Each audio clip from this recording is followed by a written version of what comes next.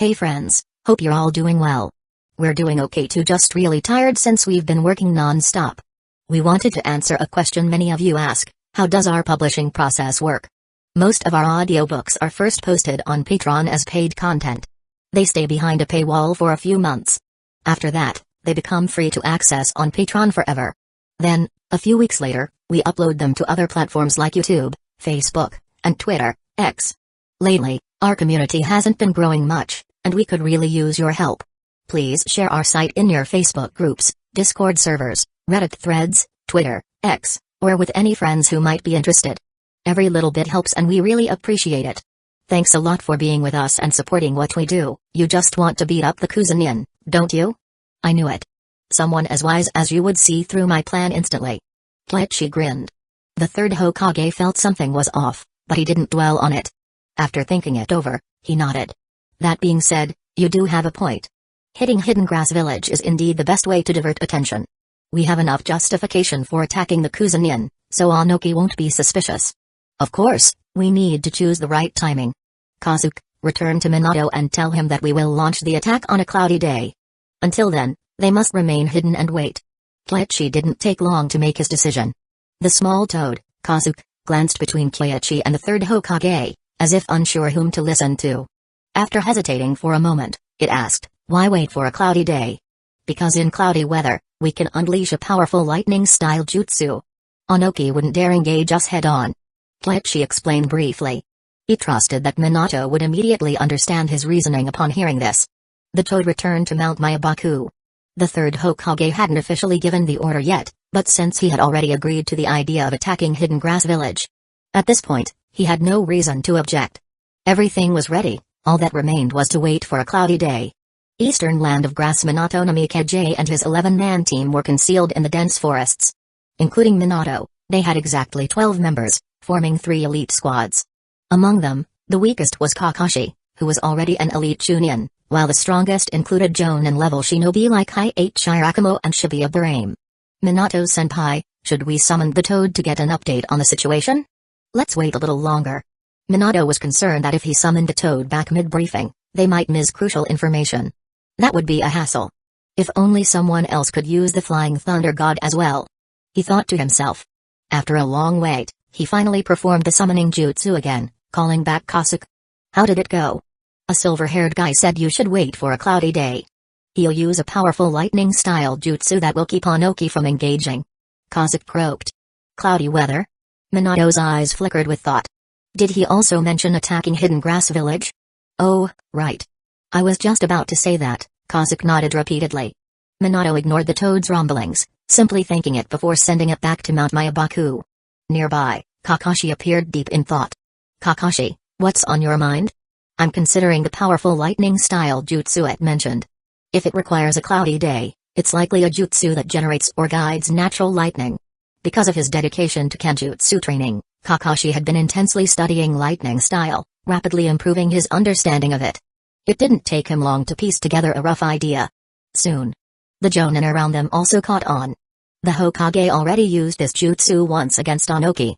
It intimidated the Hidden Stones Village Inn. And Hidden Grass Village probably knows about it as well. So when a cloudy day arrives, everyone's attention will be drawn toward the western encampment. Minato's eyes lit up. That explained it. A cloudy day, this was the reason. Taking a deep breath, he turned to the others. Everyone understands the plan now. No objections. Hayashi, I may need your help later. I'm part of the team, I'll give it my all. Hayashi Hyuga nodded. While Shibuya Barame was an excellent scout, his insects needed to return to transmit information. By contrast, the Byakugan provided real-time surveillance and enemy positioning. Thus, Hayashi was the best eye for their squad. Now that Kleichi's plan was clear, the team felt much more at ease. Since a large-scale weather shift was visible to everyone, they wouldn't even need additional intelligence transmission. It was the perfect signal flare. Time passed day by day. Waiting for bad weather was an unpleasant experience, but as shinobi, patience was a necessity. Everyone knew how to suppress their restlessness. And then, finally, a week later, the right weather arrived. It was a rainy day. Kleichi didn't even need to guide it. Twisting lightning was already weaving through the sky. With this kind of weather, Anoki gazed up at the stormy sky, his brows tightly furrowed. Morning had barely arrived, Yet the rumbling thunder stirred up some unpleasant memories of that jutsu from a few days ago. He still hadn't figured out a way to counter it. Father Kitsuchi, order everyone to increase vigilance. Be on guard against Hidden Leaf Village's shinobi attacks. Yes, I already warned them earlier. All of our sensor nen have been assigned to monitor the Hidden Leaf Village forces. Good. Onoki nodded, preparing to return and continue analyzing the jutsu. But before he could, a figure emerged from underground. Unhidden Stones Village Chunin. Tsuchikage-sama. The Hidden Leaf Village forces are moving, but they don't seem to be targeting us. Instead, they're heading for Hidden Grass Village. Hidden Grass Village? Onoki's frown deepened. Hidden Leaf Village going after the Kuzunin. That was unexpected. Father, what are they planning? I remember you saying that Saratobe Hiruzen is usually indecisive and kind-hearted. This doesn't seem like a decision he would make. Kitsuchi was confused. This didn't match the image of the third Hokage that Onoki had described to him. Onoki scowled and snapped, "You idiot. I also told you that guy can take responsibility when needed. So this clearly wasn't his decision, he's just taking responsibility for someone else's actions." Oh. The young generation of Hidden Leaf Village, huh? Onoki quickly understood. Hidden Leaf Village wasn't being led by the third Hokage right now. The one steering the ship was a younger man, one named Kanda Kiichi. Meanwhile, Hidden Stones Village had no such promising successors. He sighed, feeling helpless, then suddenly chuckled. Young people can't suppress their emotions. The Kuzunin are annoying, sure, but if you rip them out, you'll anger the rest of the field. So what do? We'll observe. But only from a distance, just the two of us. Onoki suspected that Hidden Leaf Village's jutsu lacked precise targeting.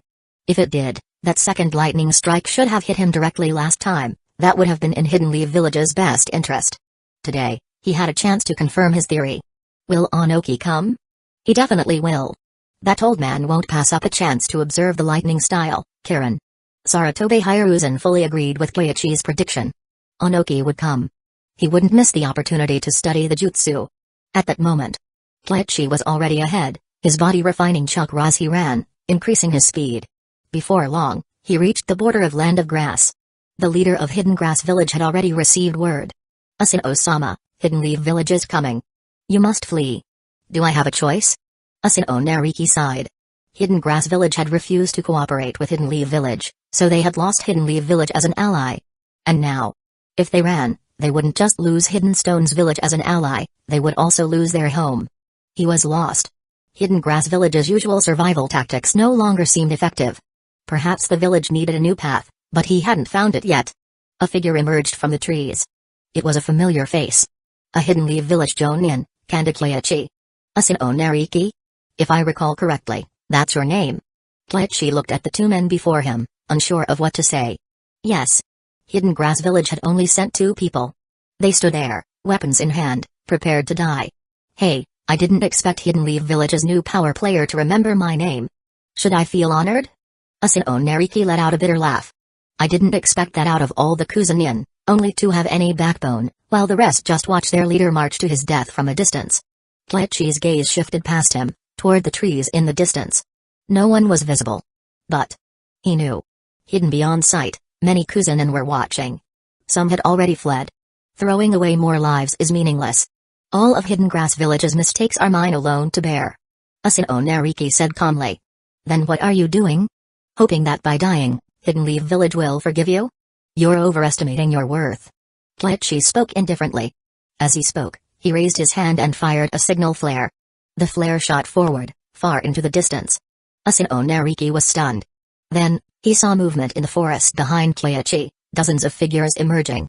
Saratobe Hiruzen stood at the forefront, gripping 2 swords, each crackling with white lightning. In a thunderstorm, there was no need for fire style to trigger the effect. Crack! A bolt of lightning tore through the sky, descending toward them.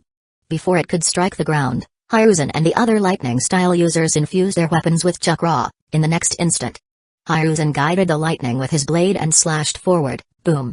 The Kuzunin witnessed the terrifying lightning style that had forced the Hidden Stones Village Nin into retreat.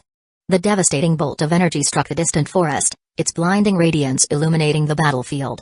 Asino Nariki's eyes widened as he turned to watch the impact site. It wasn't too close to the main Hidden Grass Village force. But this was a stormy day. With rainwater conducting electricity, the lightning's destructive power spread further, creating flickering silver currents even near where he stood. He was speechless. Then, he turned back, only to meet Glitchy's cold gaze. These people aren't worth your sacrifice. Train a new generation, perhaps that's the real answer for Hidden Grass Village. Glitchy turned and left. He had no intention of killing Asino Nariki. Not out of pity. But because. At present, neither Hidden Leaf Village, Hidden Stones Village, Hidden Rain Village, nor Hidden Waterfall Village had the strength to take control of the Land of Grass. If Asino Nariki died, Hidden Grass Village would be leaderless and would completely fall into Hidden Stones Village's hands, playing right into Onoki's plans. That outcome would be worse. By letting him live, Glitchy ensured that after the war, this leader would understand what choice he needed to make. Of course. That depended on whether Yahiko followed through on his plan. If a strong small nation alliance emerged between Land of Fire and Land of Earth, future conflicts would be reduced significantly. As for that alliance, such coalitions always had weaknesses. If their central figure crumbled, the whole alliance would easily collapse. Asino Nariki stared at the ruins of the forest, at the wailing survivors scrambling away. The courage to resist Hidden Leaf Village had left him. Such a terrifying jutsu. Hidden Leaf Village could erase them at will. Hidden Grass Village was in no position to outmaneuver or oppose them. For the first time, he regretted his choices. Breaking away from Hidden Leaf Village had been the worst decision he had made since taking office. If he had stood firmly by Hidden Leaf Village, perhaps his village would have gained protection and benefits. The third Hokage was not unkind to allies. As long as they had truly stood by Hidden Leaf Village.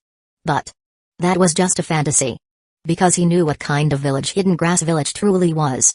Chapter 135, Onoki? Leave him to me, father. Hidden Leaf Village has succeeded again. No matter how many times I witness it, I have to admit my admiration for the creativity of Hidden Leaf Village as shinobi. Such an immense lightning-style jutsu, even the Hidden Mist Village couldn't pull it off. If that boy really invented this, then he reminds me of a truly terrifying enemy. Senju Tobirama. Even in death, he remained a headache for every village. Onoki remained silent. He stared into the distance for a long time, a trace of doubt creeping into his mind. Did Hidden Leaf Village really send out shinobi just to bombard the Kuzunin? No. There had to be another reason.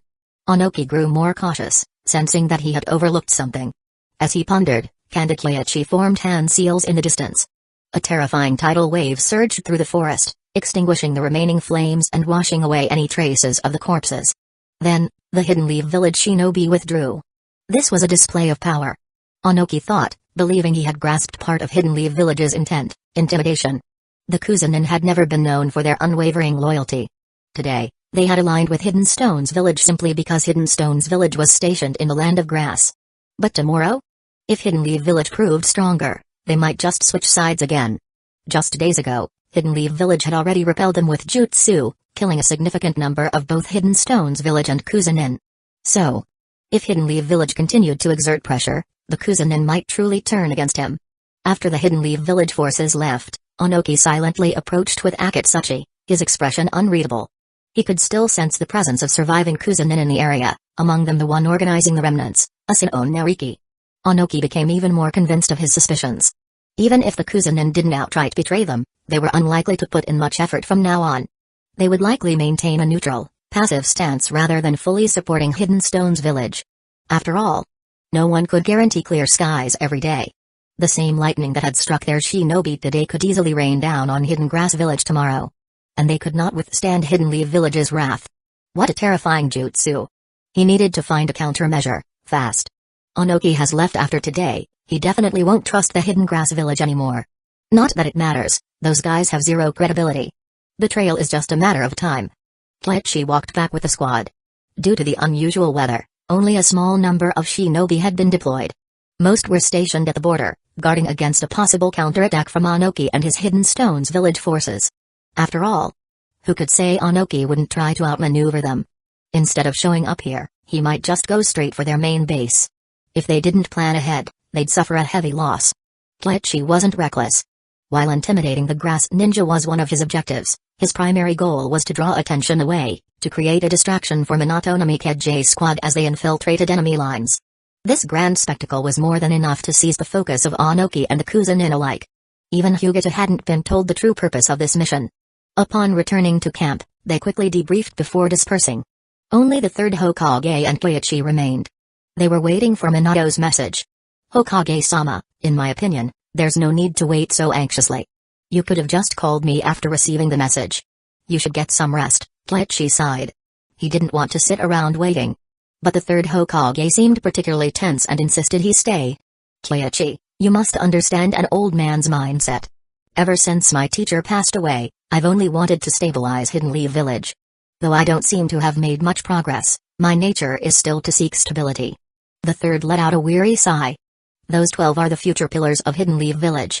You know, compared to Onoki, you really do seem older. Kleichi couldn't help but quip. Onoki was much older, yet it was the third whose mentality had already aged. There was no way Minato's squad would suffer any casualties.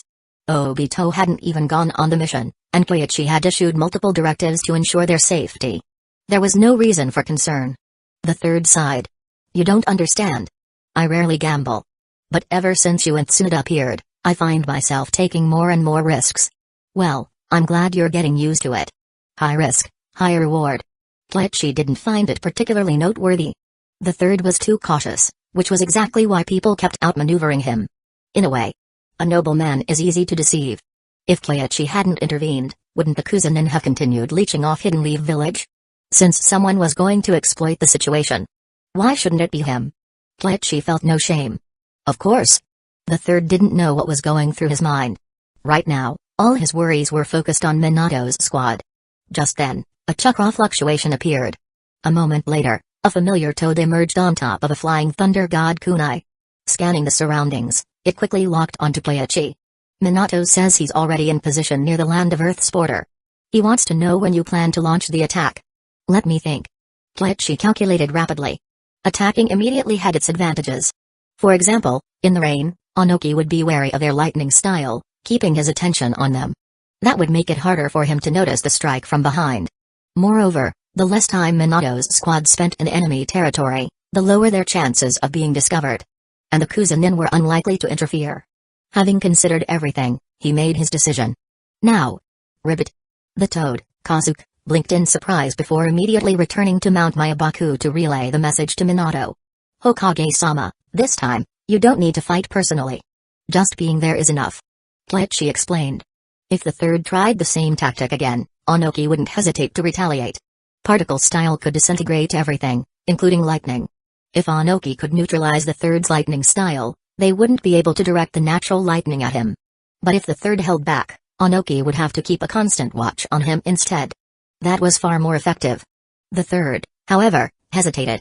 If I don't fight, who will deal with Onoki? I will. Kleichi's voice was firm. The third frowned. Kleichi, against Onoki. Are you confident? To be honest, not really. But while I may not win, I can keep him occupied. Of course, if you have a better candidate, I'd much rather take out other Hidden Stones Village shinobi instead. Kleichi wasn't the type to chase difficult fights. And Onoki was as stubborn as he was powerful. The third considered other options, himself, Denzo, Maraboshi Kazuki. Denzo was immediately ruled out. That guy. Never reliable in critical moments. After some thought, the third realized that aside from himself, Kleichi was indeed the most capable of tying down Onoki. Still, he was reluctant. I came to the front lines specifically to deal with Onoki. Handing him over to you feels wrong. If that's the only reason, then there's no need to insist. I'm asking you to stay back not just because you're the Hokage, nor out of some respect for the elderly. It's because you're the strongest lightning style user here. Kleichi sighed. Without the third, there was no one else capable of guiding the natural lightning. Sure, Kleichi could temporarily boost his lightning style by tapping into his sealed yin chakra and tailed beast chakra, but that would be pointless. If the third exhausted his chakra, he wouldn't recover in time for later battles. Also, I'd appreciate it if you sent someone to ensure the safety of those kids. You don't need to tell me that. The third thought for a moment. Maraboshi Kazuki will go. You know his capabilities. Alright. Kleichi had no objections. At this stage, Maraboshi Kazuki was still in his prime. His strength ranked among the top elite jonin, and balancing combat while protecting a few kids wouldn't be a problem for him. With the discussion settled, the third Hokage immediately summoned all the shinobi. Most of them had assumed that after their operation against the Kuzunin, there wouldn't be another offensive against Hidden Stones Village Nin so soon. But barely moments after their return, the third called everyone together again. This time, he didn't hold anything back. A 12-man elite squad has already infiltrated the rear of Hidden Stones Village's forces. Meanwhile, the Eastern Front is under immense pressure. That's why we must end this quickly. The decisive battle is today. His voice was resolute, stirring the troops. Meanwhile, Kleichi arrived at Roshi's sealed tent, summoning a massive Katsu clone with the summoning jutsu. Then, he absorbed a significant portion of Roshi's energy to replenish his own. Without hesitation, he issued the next order: sealing team, prepare to open a gap in the seal. I need to extract his tailed beast chakra. That's right. Kleichi was here to recharge using Roshi. Although he hadn't been in direct combat for the past few days, he had consumed a considerable amount of tailed beast chakra while testing the 8 trigram seal and its effects. Kleichi-sama, this. Don't worry. As long as I'm here, he won't be causing any trouble. Kleichi didn't see Roshi as a threat. Of course. He also didn't believe that just because Roshi had listened to a few of his pep talks, he would obediently follow orders. That was precisely why he drained his physical and mental energy first. As the seal was loosened slightly, tailed beast chakra began seeping out. Roshi regained some energy, but almost instantly, that portion of chakra was also absorbed. Ugh! Roshi was speechless. It was humiliating, but he had to admit, this guy was maximizing the usefulness of a prisoner. Outside, the massive Katsu clone began dissolving into countless smaller slugs. He didn't know what they were for, but they definitely weren't just for wasting chakra. As for the tailed beast chakra that had been extracted from him, no doubt it would serve as Kleichi's energy source for pseudo-tailed beast transformations. At least he had no real attachment to Hidden Stones Village. Kleichi continued absorbing tailed beast chakra until his yin seal was completely filled, unable to store any more. Only then, with some reluctance, did he stop. Roshi, Son Goku, thanks. I'll thank you the day you stop being so damn ruthless. Roshi sounded drained, both physically and emotionally. As soon as Kleichi finished using him, he immediately sealed him back up, not even giving him a moment to recover his stamina or mental energy. Hey! Realizing that chances to meet Roshi would become increasingly rare, Kleichi figured he should come up with a way to store even larger amounts of tailed beast chakra next time. As a token of my appreciation, let me invite you to Hidden Leaf Village as a guest. We're short on personnel here, so we can't host you properly. With that, he had a Katsu clone swallow Roshi, and send him to Tsunade via Shikatsu Forest. Chapter 136, Have you ever heard of blossoming from the center? Kleichi-sama, what about us? You're going to battle too. Even if you're not strong enough for direct combat, you can at least throw shuriken from the back, right? The sealing team were also combat assets. More importantly, what if Hidden Stones Village Nin decided to counterattack and raid their camp? So, the best solution was, everyone joined the battle, leaving no opening for a sneak attack. The sealing team hesitated for a moment, but eventually nodded in agreement. Kleichi sealed the gap in the barrier and informed hand seals, sending the small slugs that had separated from the larger one crawling toward the various Hidden Leaf Village shinobi in the camp. The slug he summoned this time was massive, though not as large as the one Tsunade could summon at full power. It wasn't far off. However, it was still just a fragment of the original entity from the Shikatsu Forest. Even so, when it dispersed and spread out, the number of slugs was still insufficient. But Kleichi needed to conserve chakra. He still had to face Onoki, and he had to be in peak condition for the battle. Quickly, Kleichi made his decision. He guided the slugs with more precision, prioritizing key targets.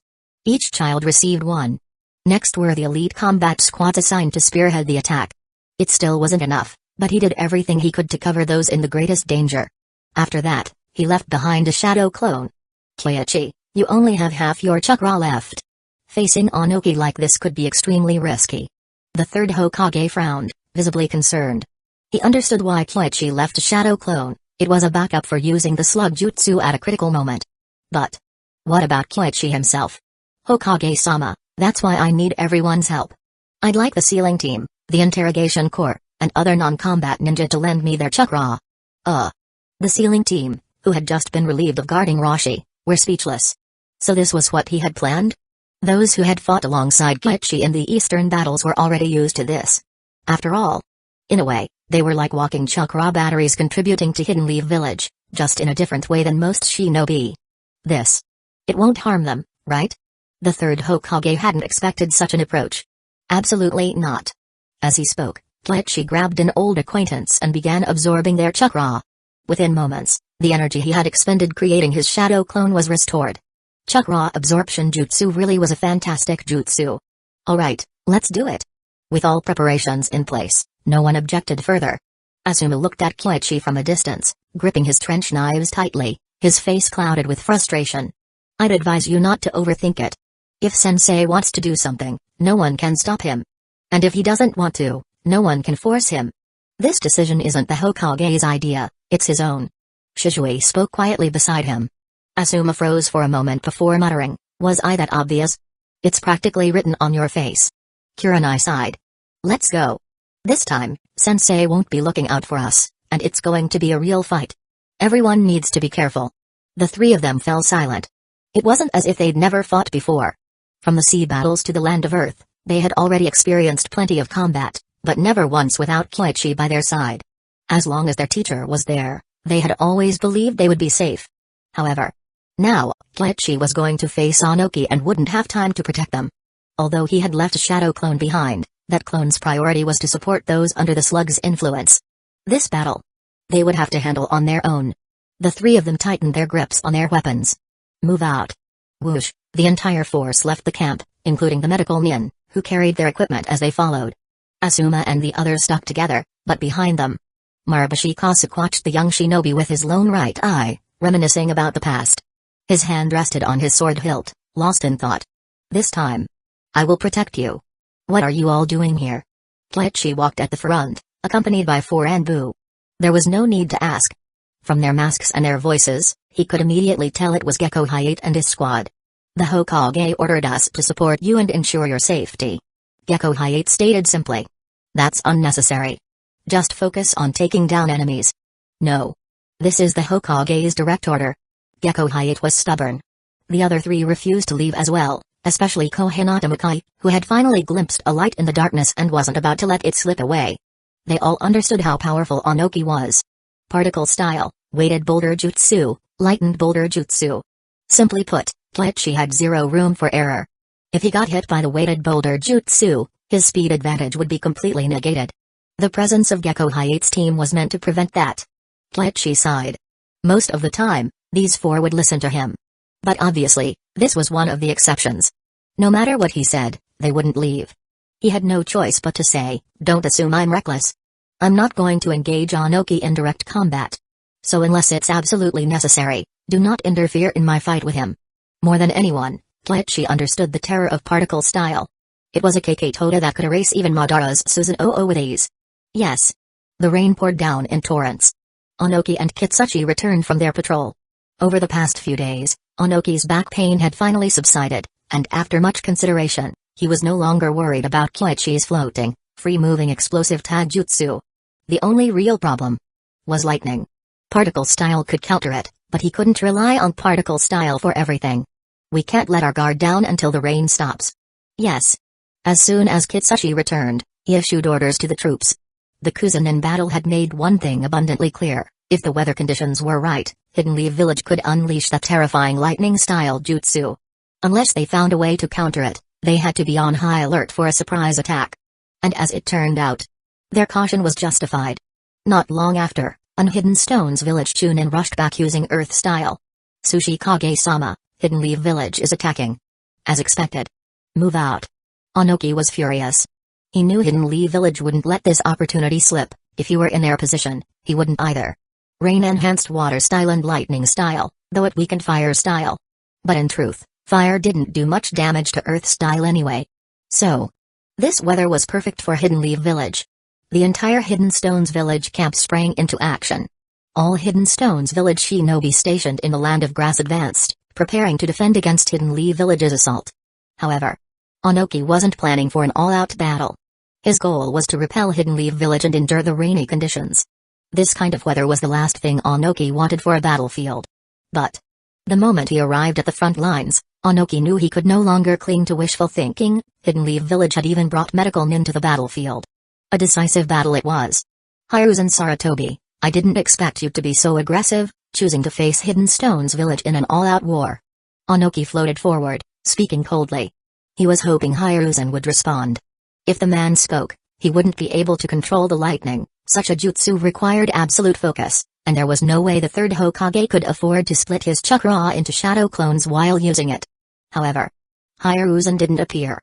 Instead, Stepping forward was Kanda Koichi, that detestable man. "Onoki, you and the army behind you.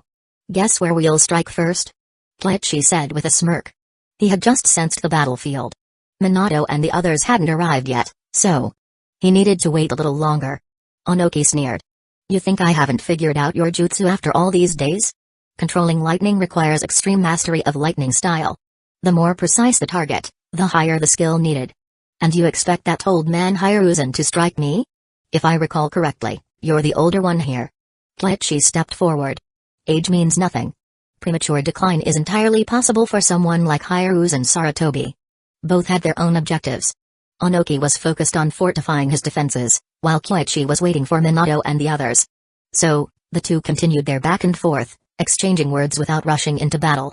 Then, a surge of lightning erupted in the rear. Onoki flinched and immediately dropped lower, wary of a direct strike while airborne. But after a few moments, nothing happened. Clearly, the enemy wasn't actually using Kirin.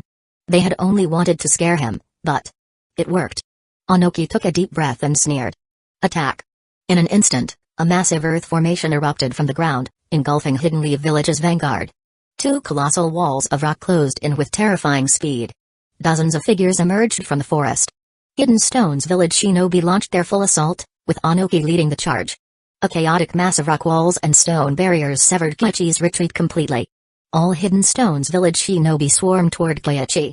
"Ha ha ha. Boy, I was waiting for my jutsu to be ready." "What were you waiting for?" Onoki laughed, rising into the air. Still wary of lightning, he hovered just above the ground. In his hands, a chakra-formed cube began to take shape, particle style. Meanwhile, the other Hidden Stones village shinobi bombarded the area with earth-style jutsus to restrict Koichi's movements. An overwhelming wave of earth jutsu rained down, blasting the ground around him. Yet Koichi stood still, smiling as he looked up at Onoki. "Take a guess. Don't let this brat escape with earth style. Catch him first, then deal with the others." Onoki barked. In the next moment, he ascended directly above Koichi and hurled the glowing particle-style cube downward. Below, the entire ground had already been saturated with Hidden Stones Village's earth-style chakra. Escape through the earth-style? Impossible. But what baffled Onoki was that Koichi didn't even try to run. "You know, there's a strategy called blossoming from the center. Its success rate isn't high, but I think I'll give it a shot. Because I don't think you're strong enough to take me down quickly." As soon as he finished speaking, he extended his hand. The rain around them plunged into an icy chill. Raindrops rapidly froze, transforming into hailstones that belted the enemy forces. Onoki's particle style was instantly blocked by an ice barrier that materialized out of nowhere. "Ice style? You actually mastered ice style?" Onoki was in utter disbelief. Ice style was a Kekkei Genkai, and Hidden Leaf Village had no known bloodlines capable of using it. Piecing together all the clues, an ominous realization crept over him. "You can use particle style. Why can't I use ice style?" Mist thickened, swirling across the battlefield. A chilling voice echoed through the fog. Kitsuchi launched an iron rock cannon straight at Koichi, but it only struck an afterimage. Chapter 137, Flying? "I know a thing or two." A piercing scream echoed through the battlefield, yet even Onoki couldn't pinpoint Koichi's exact location. His chakra was completely blocking their sensory abilities. Hiding in mist jutsu and silent killing jutsu even more terrifying than those used by the Hidden Mist Village. The second Mizukage's jutsu. Before long, a fierce gust of wind howled through the battlefield. Dozens of wind-style, great breakthroughs. Hidden Stones Village nin weren't without wind-style users, but compared to Hidden Leaf Village, they were fewer in number. However, dispersing the mist was still within their capability.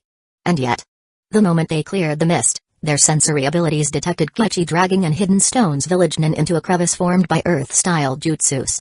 The next instant, before the Hidden Stones Village nin could entrap him with earth-style, Koichi snapped his captive's neck and burst out of the ground. There was no other choice. The underground was crawling with Hidden Stones Village nin, leaving nowhere to hide. At that moment, a barrage of earth-style jutsu came crashing down, forming a massive stone prison around him. In the hazy light, he caught sight of Onoki and Kitsuchi appearing with the body flicker jutsu, Kitsuchi's arm transforming into a massive stone fist. Fist rock jutsu. And also, added weight rock jutsu. Before they could strike, boom. A thunderous explosion erupted from beneath the stone prison as a terrifying chakra surged forth. In the next instant, a single punch, the entire stone structure shattered into fragments. Molten lava seeped through the cracks, flowing into the earth below and scalding the Hidden Stones village nin using earth style to move underground. Kitsushi's fist came crashing down, only to be met with an even more devastating counterattack.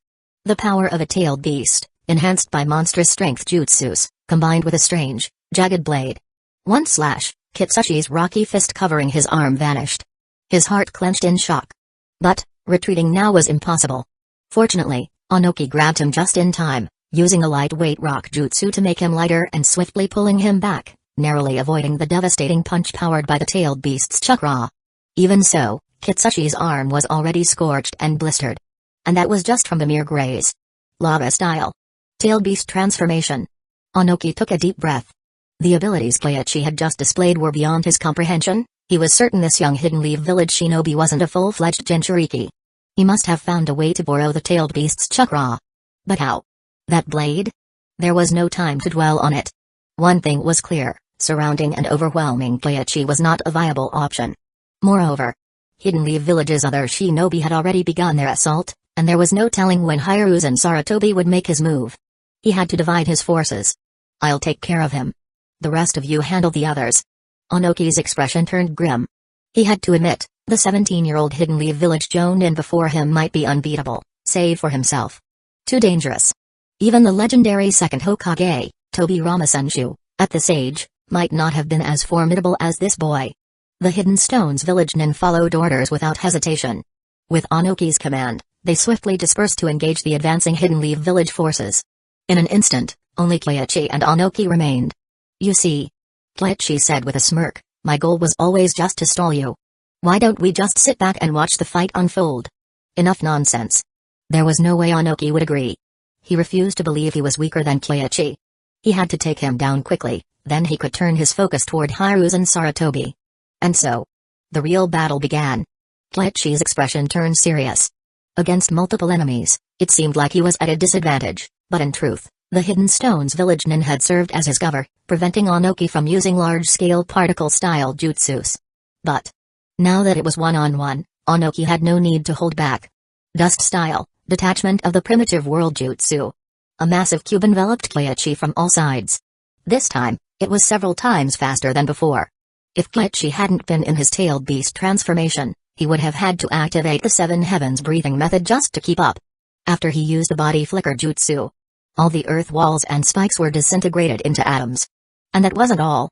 In the next instant, Onoki moved with astonishing speed, instantly closing in on Koichi. As soon as Koichi flickered away, another cylindrical particle-style beam came blasting toward him at an angle. With his firepower fully unleashed, Onoki had increased both his own speed and the velocity of his particle-style jutsus considerably. A direct hit from this specialized cylindrical particle style would completely annihilate anything in its path, even ice-style defenses. Nothing could withstand its disintegration. This was the terrifying power of bloodline selection. Koichi was envious. But a jutsu of this level couldn't simply be copied. Even if he had access to the training methods for bloodline selection and possessed fire-style chakra, it would still be nearly impossible to master. Otherwise, Hidden Stones village wouldn't be struggling with a lack of successors. Koichi focused all his attention. His lungs and skin began to breathe. He had entered the first activation. There was no other choice. Onoki was too fast under the effects of the lightweight rock jutsu, and with both particle style and the heavyweight rock jutsu posing constant threats, Koichi had to bring out his full strength. Of course, Koichi wasn't just going to stand there and take hits. A skilled assassin only needed a single moment to turn the tables, and he was patiently waiting for his opportunity. Onoki didn't know what Koichi was planning. But he knew he had to be wary of Koichi's explosive tags and those swords. 3 particle-style attacks. Yet, Koichi didn't reveal a single flaw, nor did he show any intention of launching a close-range counterattack. Onoki's heart sank. He was a seasoned warrior. While he lacked extraordinary sensory abilities, his battle intuition far surpassed that of ordinary shinobi. He could tell that Hidden Leaf Village's plans extended beyond this duel. No lightning style had appeared. The main forces seemed to be limited. It looked as though Hidden Leaf Village lacked the means for an all-out battle. Why? A sense of urgency grew in Onoki's mind. He ascended higher into the air, hoping to get a better view of the battlefield. And then, he saw something was wrong. At the front lines, Hiruzen Saratobi was engaged in a fierce battle with Hidden Leaf Village's shinobi, while the rear camp was in complete disarray. Medical nin were retreating toward him. Impossible. Onoki was stunned. At that moment, the tailed beast chakra around Koichi withdrew, returning to the yin seal, and his outer cloak suddenly tore apart, transforming into a pair of pure white wings. Dance of the Shikigami, angel form. In the next moment, third activation. Whoosh, a sharp sound of air being sliced through. And a blindingly fast blade. Onoki couldn't see Koichi's movements or position at all. His eyes could no longer be trusted. Because what he saw could very well be just an afterimage, the real Koichi had already moved elsewhere. He immediately formed hand seals, and then, from his mouth, he expelled a mass of earth that rapidly condensed into a massive stone giant. The giant wrapped its hands around Onoki, shielding him. Earth-style, golem jutsu. Empowered by the lightweight rock jutsu, the golem hovered and positioned itself to block any attacks aimed at Onoki's back. But then, a single slash. The stone giant was cleaved in two. Even though Koichi didn't use lightning style, his wind-style sword jutsus were sharp enough to slice through stone with ease. Onoki didn't have time to hesitate. He formed seals midair, landed, and slammed his hand onto the ground. A massive rock arm emerged, shielding him once more. But, through the gaps, he saw Koichi forming an unusual hand sign. In the next instant, he sensed a surge of chakra on his body. Not good. Explosive tags. Onoki was horrified. Without a second thought, he immediately shed his robe and used the Earth Dragon Submersion Jutsu to burrow underground. He never expected Koichi to be able to fly. And even after cutting through his defensive jutsu with a single sword strike, Koichi still managed to plant explosive tags up close. However, Onoki was a veteran warrior with vast battle experience. Before fully submerging underground, he quickly gathered chakra in his palm and formed a cube above him, enclosing his position precisely. Boom.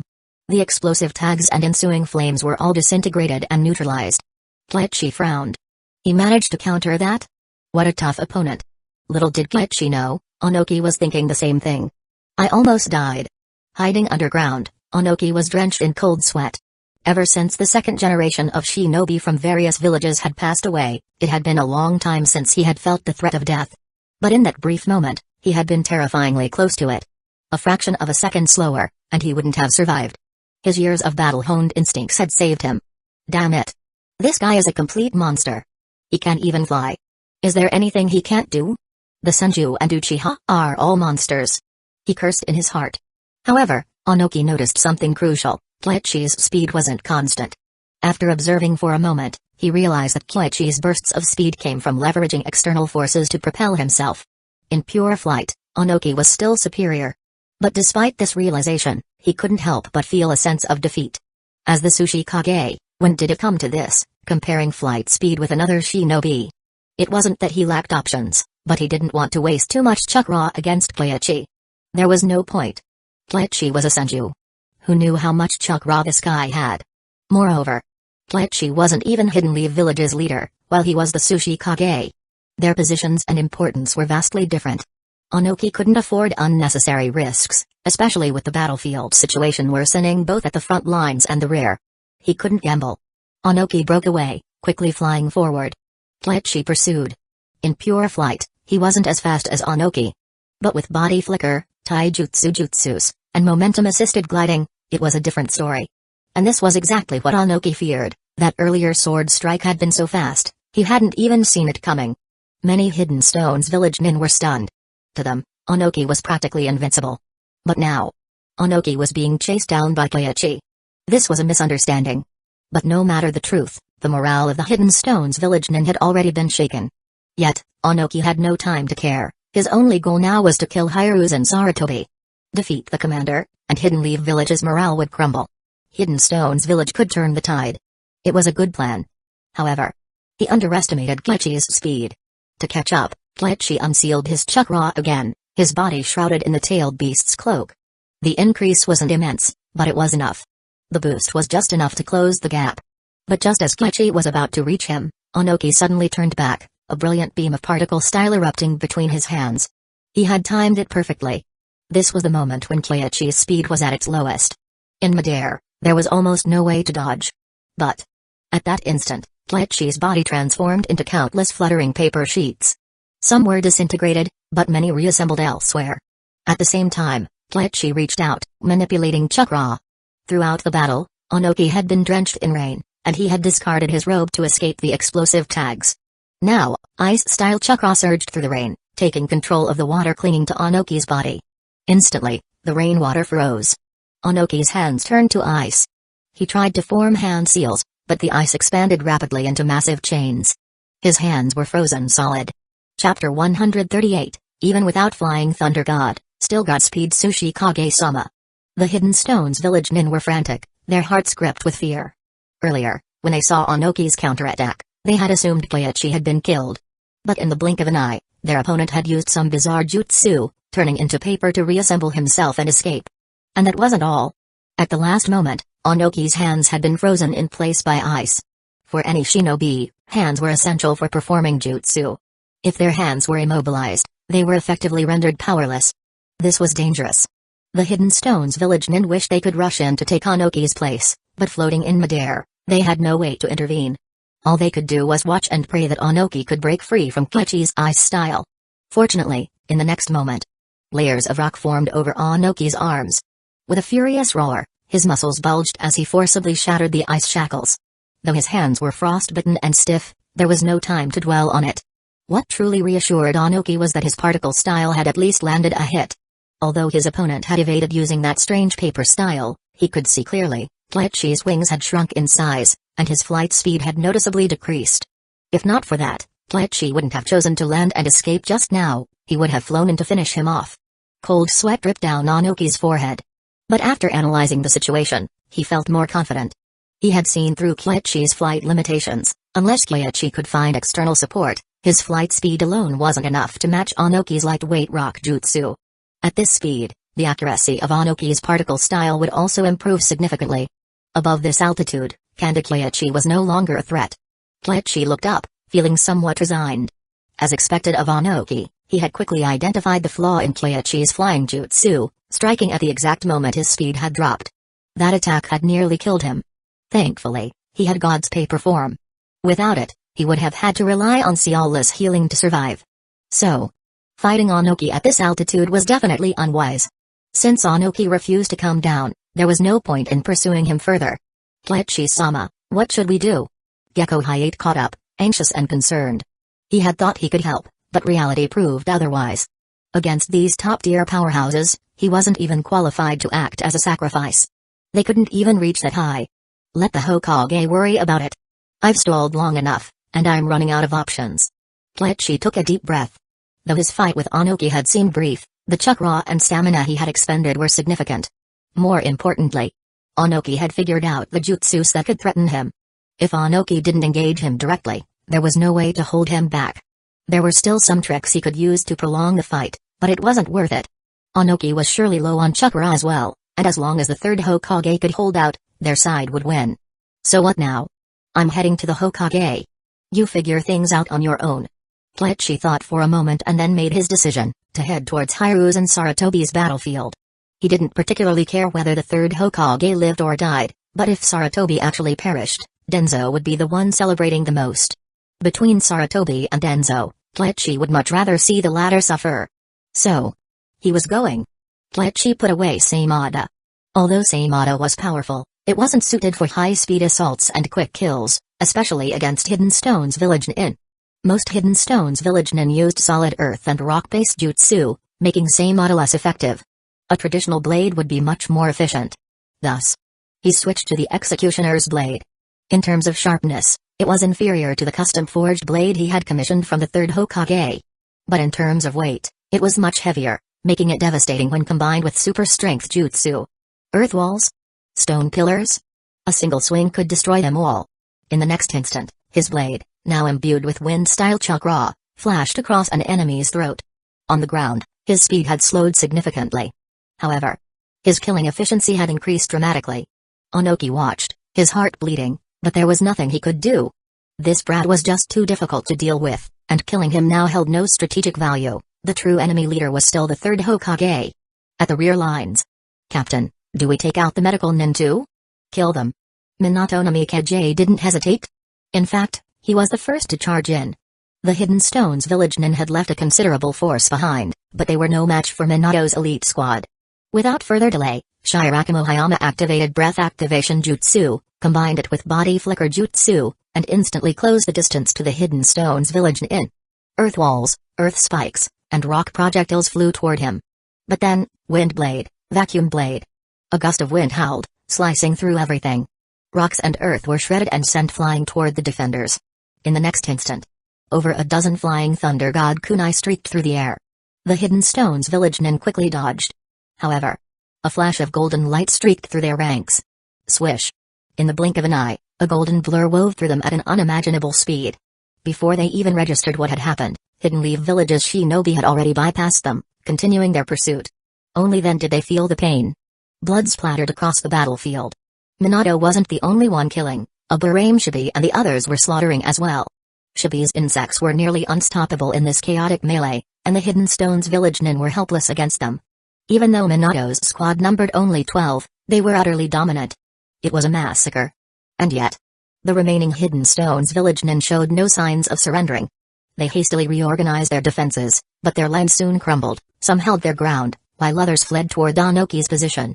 In less than 15 minutes, their camp was devoid of life. Move forward. Meanwhile, in the forest, skirmishes were raging everywhere. Hidden Stones village nin excelled at siege warfare, but open field skirmishes were not their forte. However, to counter Kirin, they had no choice but to fight in the open. Despite their superior numbers, Hidden Leaf Village's elite jonin were simply stronger, a situation worsened by Koichi's earlier assassinations. So, with Koichi's arrival, the battle was evenly matched. He spotted flames rising in the distance, Morning Peacock's flames. Had Might Dewey opened the sixth gate? Against Kitsuchi? Koichi hesitated briefly, then changed course, heading toward Dewey instead of the third Hokage. Kitsuchi wasn't skilled in particle style or lightweight and heavyweight rock jutsu, but he was still formidable. His defenses might be too much for Dewey. Might Dewey was strong, but his weaknesses were more pronounced than Guy's. Koichi rushed forward. As he arrived, he saw Kitsuchi leading 4 or 5 squads, surrounding Might Dewey, Kazuki, and Asuma. Around them lay numerous Hidden Stones village nin corpses. They had killed too many, drawing Kitsuchi's attention. Now, the ones participating in the siege were all elite squads, composed of elite Jonin and Chunin, far superior to their current veteran mentoring the new team composition. One after another, Earth-style jutsus rained down, making it difficult for Dewey and Kazuki to unleash their full strength. No wonder Might Dewey had to open the sixth gate. Koichi suppressed his presence, quietly refining his chakra. Gekko Hayate and the others followed closely behind. Koichi glanced back at them, then issued a series of orders. Capture Kitsuchi alive. As for the others, kill them all. Although Koichi was fairly certain that the situation with the third Hokage was under control, there was no guarantee that something unexpected wouldn't happen. A swift and decisive victory was necessary. The command was given. Then, whoosh! A piercing sound cut through the air. Kitsuchi heard the disturbance and immediately sensed an incoming enemy. He hurriedly raised a earth flow wall to defend. But, just as the wall rose, a figure had already flashed past it. Kanda Koichi. Retreat! Kitsuchi shouted, forming hand seals before slamming his hands onto the ground. The earth trembled and rose, forming a massive earth mountain that enclosed Might Dewey and his group in the center before rapidly closing in. He intended to force Koichi to react and split his attention. However, Koichi didn't even spare it a glance. He knew that such a jutsu would never kill Might Dewey and the others. Let alone the fact that Dewey could open the seventh gate if necessary. Even if he didn't, Kosuke would surely find a way. Sure enough. The next moment, water surged from within the mountain. Obito had slipped inside using an Hidden Stones village-style infiltration jutsu, while Rin and the others used a combination of body flicker and substitution jutsus, riding the force of the torrent to escape from the collapsing mountain. And then, the seventh gate, open. Dewey's speed skyrocketed to its peak as he grabbed the now exhausted Kazuki, pulling him out from inside. Kitsuchi had no intention of staying. The moment he finished his jutsu, he tried to flee. But, a blade light flashed past. Kitsuchi narrowly dodged it. He was sure he had avoided Koichi's wind-style sword slash, yet his foot was still injured. The next second, a figure landed right in front of him. 1 strike, 2 strikes. His chakra was suddenly sealed. Hugeklan? Kitsuchi tried to resist, but his opponent had already struck 4 more times. Then, with swift hand seals, a hand pressed against his body. Evil sealing method. Almost all of his chakra was sealed away. Kitsuchi attempted to fight back with taijutsu, but the moment he moved, 2 chains shot out, wrapping around him in an instant. The Hidden Stones village nin squads turned back to assist him, only to be greeted by 2 razor-sharp wind wings spreading wide, dual blade style, flying swallow. Brilliant wind-style chakra condensed into two glowing blades, dancing through the enemy ranks. The Hidden Stones village nin reacted quickly, many attempting to counter with a trigram vacuum palm, but when they saw those two flashing sword lights, their eyes momentarily went blank. In the next instant, a shadow blurred past. Blood sprayed in the air. "Don't look directly at his sword," Higashi Shinen shouted in warning. As an elite Jonin, his reflexes were fast, he barely dodged one strike and even threw a barrage of shuriken in return. But, thud, thud, thud. Each shuriken passed straight through Kyoichi's body. A clone? His mind went blank. The next second, that afterimage moved, it turned into a blinding streak of light, rushing straight toward him. Higashi Shinen assumed it was just a shadow clone, so he only hardened his body with earth-style while forming seals to assist his comrades. But in the very next moment, his throat tightened. Looking down, a sword of blood sprayed from his neck. It was the real body? His eyes were filled with unwillingness. This was the special Shunshin jutsu that Shizui would one day be known for. At extreme speed, dozens of clones blurred together, making it impossible to distinguish the real one. Unseeable. Unstoppable. 3 seconds later. "I'm going to assist the Hokage. You finish up here." As Kyoichi's voice echoed, all his outer images vanished at the same time. His real body was already 30 meters away, standing on a tree. So fast. Shizui stared in shock. He prided himself on his speed, even keeping his Sharingan active, but what did he see just now? Nothing. Every single afterimage had seemed real. This could only mean his teacher's speed had already surpassed what a one-Tomoe Sharingan could perceive. All that remained at the scene were the agonized groans of the defeated Hidden Stones village nin. Only now did Might Dewey and Kasuke finally stop. Dewey had been planning to unleash Daytime Tiger, but after looking around, it seemed unnecessary. Kitsushi was already sealed. 4 or 5 elite squads had been wiped out in mere seconds. While a few survived, they were either missing limbs or had been crippled beyond recovery. Kasuke murmured to himself, "Second Hokage-sama, you have a successor just as powerful as you." In Kyoichi, he saw the shadow of Tobirama Senju. Kyoichi didn't use the Flying Thunder God Jutsu. But did it even matter? With Tailed Beast Cloak, 7 Heavens Breathing, and Shunshin stacked together, his speed rivaled the legendary jutsu itself. Of course, what amazed Kasuke even more wasn't just Kyoichi's speed, but his swordsmanship. As a master of the blade himself, he fully understood the depth of those few slashes. Ganjutsu, wind style, and taijutsu, perfectly fused into swordplay. Even the second Hokage had never achieved that. Kosuke was shaken, but his instincts remained sharp. He quickly refocused. "You all go support the others. We can handle things here." "Understood." Gekko Hayate nodded, raising his hand in a quick gesture. In an instant, the 4 of them disappeared with body flicker. Chapter 139, He's your own son, you gotta pay more. At this moment, Onoki had already located Hiruzen Sarutobi. Without any unnecessary words, the moment he spotted his target, Onoki dived straight toward him. Hiruzen squinted slightly, crossing his twin blades. A streak of lightning surged from the weapons and shot toward the sky. Crack! A deafening roar split the air as silver-white lightning slashed down diagonally from the sky. Under normal circumstances, he would worry about the lightning he summoned harming his own forces, so he wouldn't dare to use lightning-style Kirin. But now, with a bright and obvious target in the sky, what was there to hesitate about? In the blink of an eye, the thunderbolt struck. The Onoki in midair was instantly reduced to a pile of ash. Yet from within the electric glow, a figure darted out. Behind him, the target struck by the lightning had merely been an earth clone. Even so, after dodging the attack, Onoki couldn't help but fall into deep thought. High altitude, the key to countering this jutsu was right there. Unfortunately, at this point, figuring out how to counter lightning style didn't matter anymore. Onoki glanced back. Everywhere he looked, Hidden Stones Village's forces dominated the battlefield. Many Hidden Stones village nin who had spotted him had already regrouped, breaching Hidden Leaf Village's defensive lines and closing in on his position. Hidden Leaf Village's numbers were inferior to Hidden Stones Village's, so in direct confrontation, Hidden Stones Village nin held the upper hand. If he could kill or capture the third Hokage, the battle would take a drastic turn. At the very least, Sarutobi could serve as an invaluable bargaining chip in negotiations. Hidden Leaf Village's Anbu stepped forward, surrounding and protecting the third Hokage, but Hiruzen simply waved them off. "Go deal with the others. Onoki isn't at full strength, he doesn't stand a chance against me." With that, he sheathed his lightning blade. After all, he wasn't truly proficient with swords. In a real battle, his ninjutsu would prove far more effective. Yes. The Anbu operatives dispersed. Onoki, of course, had no intention of being polite. This battle concerned the fate of Hidden Stone's village, and if Hiruzen wanted to handicap himself, the Sushi Kage wouldn't feel the slightest bit ashamed. If anything, he'd complain that the Hokage wasn't going easy enough. The moment the Anbu left, he flickered forward, appearing right in front of Hiruzen. But Sarutobi instantly flickered backward.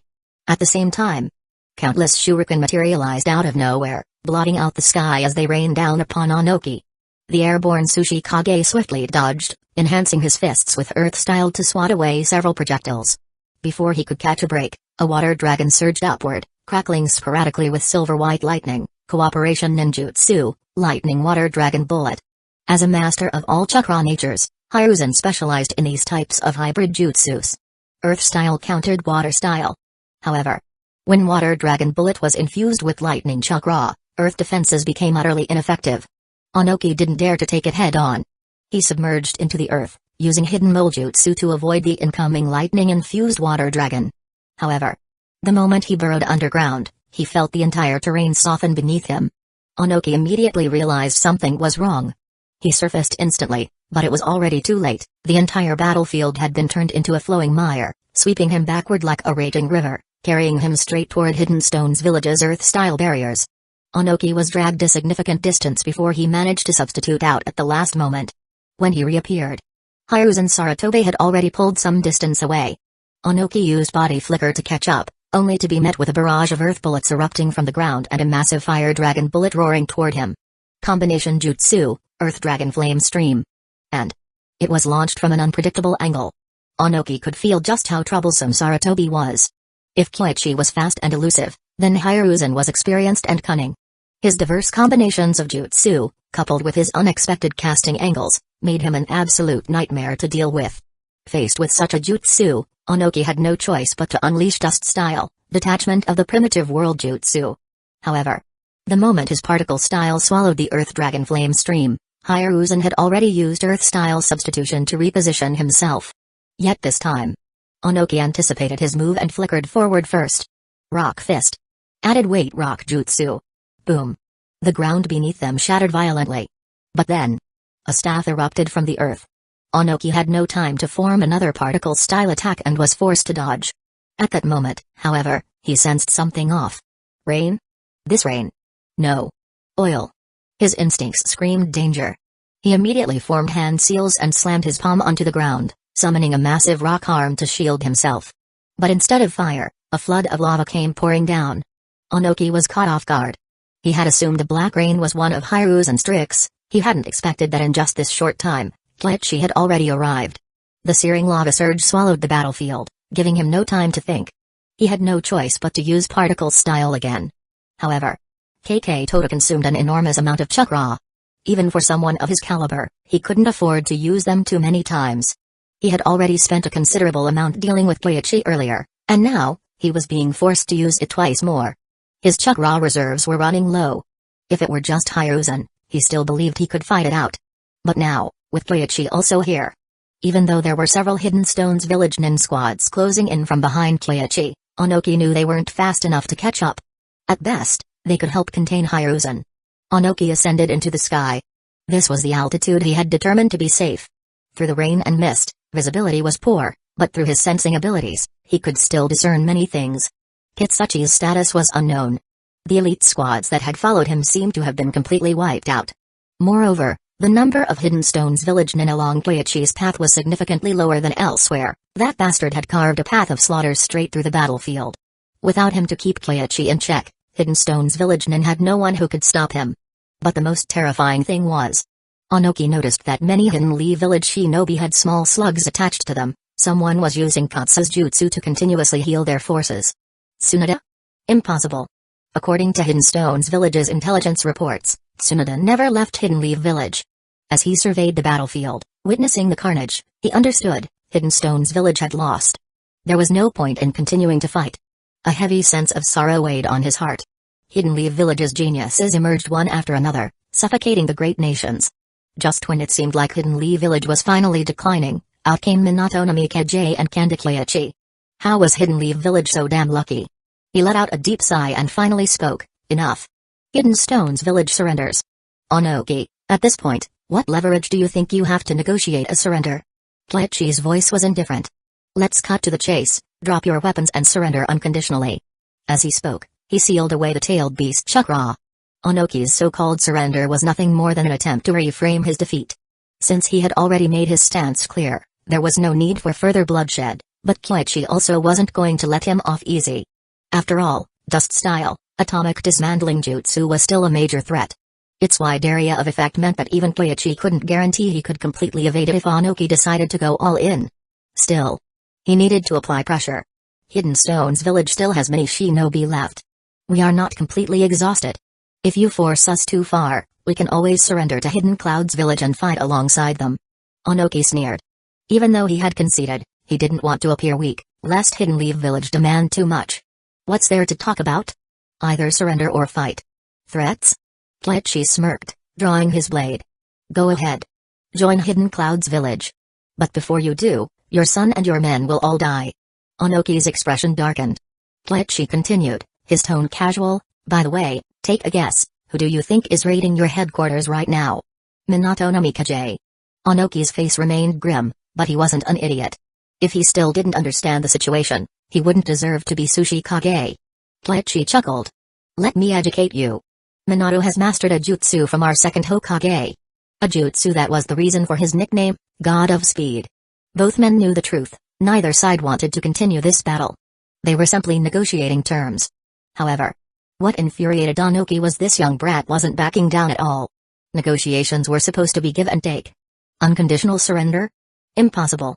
Taking a deep breath, he suppressed his anger. Hidden Stone's village does not fear death. Unconditional surrender is out of the question. If you push us too far, I'll take you all down with me. Onoki's voice was cold. Although his words were harsh, his tone had softened, a subtle indication that he was open to discussing terms. Onoki, empty threats won't work.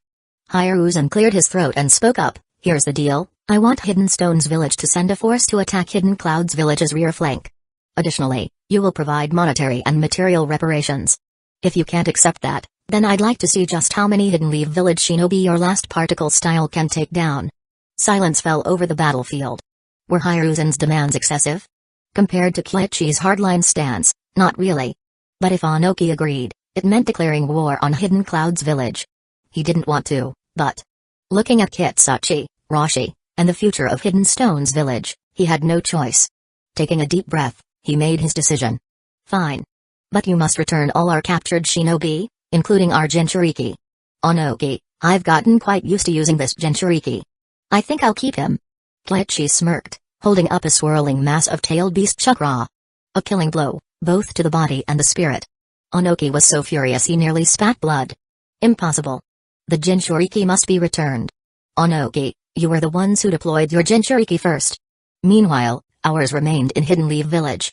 Now that yours has been captured, there's no way we're just handing them back to you for nothing. It's only fair. Hiruzen Sarutobi stepped forward, playing the good cop role. Onoki saw through their act, of course, but that didn't change his predicament. He had to get the Jinchuriki back, not because he cared much about their power, but because he absolutely couldn't let Hidden Leaf Village keep them. Otherwise, with Hidden Leaf Village holding 2 Jinchuriki, the Land of Earth would be in an even more precarious position. Fine, we'll pay a ransom for the Jinchuriki. And what about Kitsuchi? He's your own son. Surely he's worth a little extra? Isn't he already included in the list of captives? Had there ever been a generation of Hidden Leaf Village this shameless? Onoki felt utterly exasperated. Why did Hidden Leaf Village have to produce someone like this? If it were just Hiruzen Sarutobi, he would have accepted his conditions long ago. But now, even captives were being priced based on rank and status, absolutely ridiculous. If you want him for free, that's fine. Kleichi said casually. But, unfortunately, I accidentally chopped off his hand. With an injury like that, only our village's Tsunodaheim can heal him. Medical fees aren't exactly cheap, you know. Ugh. What's the difference at this point? Onoki's lips twitched. Finally, suppressing his frustration, he gave a curt nod. Fine. But that's my final offer. Chapter 140, The Third Raikage Must Die. Onoki and the Third Hokage simultaneously pulled out specially crafted signal flares. Boom, the flares from both villages exploded in the sky. 3, then 4 bursts in succession. This type of signal usually signified a truce, a call to cease hostilities. So, everyone around them came to a halt. Immediately after, several members of the Anbu followed suit, launching signal flares into the sky. All the ninjas saw the signal. Minato and his team, positioned behind the Hidden Stones village forces, were no exception. Minato, we won. We did it. Minato Namikaze let out a breath of relief. It was undeniable, Kleichi's strategy had worked flawlessly. Their rear assault struck deep, and the Hidden Stones village forces behind Onoki crumbled under the pressure. The defensive line formed by the Jonin and Shunin who had stayed behind fell apart in mere minutes. Simply put, aside from the first wave, Hidden Stones village never managed to form an effective defense at their rear. And the result? By the time Onoki returned, all that remained of his medical corps was a mere third of its original strength. His fists clenched tight in frustration. Damn it. Rage burned within him, but there was nothing he could do. Tsuchikage-sama, in war, each side fights with all they've got. I hope you won't hold it against us for going all out. Minato smiled gently. This time was different. Onoki hadn't interacted much with Minato before, Hidden Cloud's village knew him better. But from Kleichi, he had heard certain things. The man before him had inherited the second Hokage's Godspeed Jutsu. One glance at the devastated camp, and Onoki could already piece together what had happened. He sighed, I've fought in hundreds of battles and led countless wars. I thought I had a solid grasp on strategy and the battlefield. But I still fell into your trap. Not at all, you're the formidable one. If I didn't know as many jutsu as I do, I would have been dead at your hands. Kleichi approached from behind. Not that he was worried about Minato and the others. Given Hidden Stones village's current state, Onoki had only two choices, surrender or negotiate. Unless he wanted to see his village's Jonin ranks completely wiped out. So, Minato was perfectly safe. There was no way Onoki would dare attack him. Kleichi came over mainly to see if there was any money to be made. Ugh. Onoki didn't want to talk to Kleichi. How old was this brat, anyway? 17 at most. He himself was multiple times Kleichi's age, yet after clashing with him, he had nearly been blown to bits by the boy's explosive tag jutsus. As the Tsuchikage, he already felt humiliated enough. And now, this kid had come over just to rub salt in the wound. If only he could catch him, Onoki would have loved to teach him a lesson. His resentment festered. Ahem, Kleichi, I'll go find the third Hokage first. Alright, you guys go ahead. I'll handle the aftermath here. Kleichi nodded. Onoki looked over the scene, and his heart clenched. These were Hidden Stones village's elite. Now, many of their Jonin and Shunin had been killed, entire squads of medical nin wiped out. It would take years, if not decades, to rebuild. And this was just the camp, the losses on the battlefield were even greater. Furthermore, another problem, with so many medical nin dead, the injured Hidden Stones village shinobi had no way of receiving treatment. Tsuchikage-sama, your forces have taken quite a beating. Ugh. Onoki turned his head and sighed. Just say whatever you want to say. I may be old, but I'm not so frail that you'll talk me to death. Good, that makes things easier. What I mean is, Hidden Leaf Village, out of humanitarian concern, is willing to offer medical assistance. Do you need it? Kleichi coughed lightly and spoke. Onoki was stunned for a moment, then cautiously asked, is there a fee? Personally, I can waive my fee for your sake, but to heal everyone, I need the aid of Katsuhime. She is a sage of the Shikatsu forest, you wouldn't expect her to come all this way for free, would you? Ugh. Why not just ask for money outright? Did he really need to dress it up like this? Since when did summoning creatures charge an appearance fee? Onoki grumbled internally, but he knew that without Kleichi's help, Hidden Stones village's wounded would only continue to deteriorate. Money was nothing compared to lives. How much? Cheap. 1/10 of what we charged Kitsuchi-sama. That's not the same. Kitsuchi was your prisoner. This is medical aid. Also, didn't you just say you wouldn't charge your own fee? Fine, I'll lower it. How about 1/20? Ugh. After some back and forth haggling, Onoki agreed to pay Kleichi 5 million ryo. That was the standard rate for an S-rank mission. However, the payment had to be made up front. Onoki fumed when he entered the treasury, only to discover that all of their explosive tags had mysteriously vanished. No wonder Minato had left so quickly. After scraping together barely over 1 million ryo, he had no choice but to issue an Hidden Stones village-backed promissory note for the remainder. Kleichi didn't hesitate. As soon as the money was secured, he got to work. But first, he made sure to clarify the situation. He would heal their wounded, but Hidden Stones village's shinobi needed to provide chakra. Since Onoki had already paid, he didn't mind sparing some chakra as well. Then, Kleichi amplified his abilities with the remaining tailed beast chakra he had, summoning a massive Katsu clone. After a brief discussion, Gotsuheim split into countless smaller slugs, dispersing among the wounded. Meanwhile, he absorbed chakra from several Hidden Stones village shinobi to replenish his yin seal reserves. Onoki wasn't blind to Kleichi's tactics. Aside from the chakra used for summoning, Kleichi hadn't spent any of his own chakra at all. He was using borrowed chakra for all the healing, stopping to absorb more every now and then. Onoki had already suspected that Hidden Lee Village's medical aid came from Kleichi. Seeing it firsthand, he couldn't help but sigh. This kid's medical prowess was already the best in Hidden Stones village.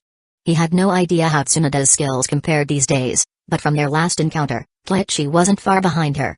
The most terrifying part? Kleichi wasn't even a medical specialist, his primary discipline was kenjutsu. His talent was truly monstrous. Why didn't Hidden Stones village have a genius like this? Onoki felt bitter. He was pushing 60, and still, no one in Hidden Stones village had mastered particle style.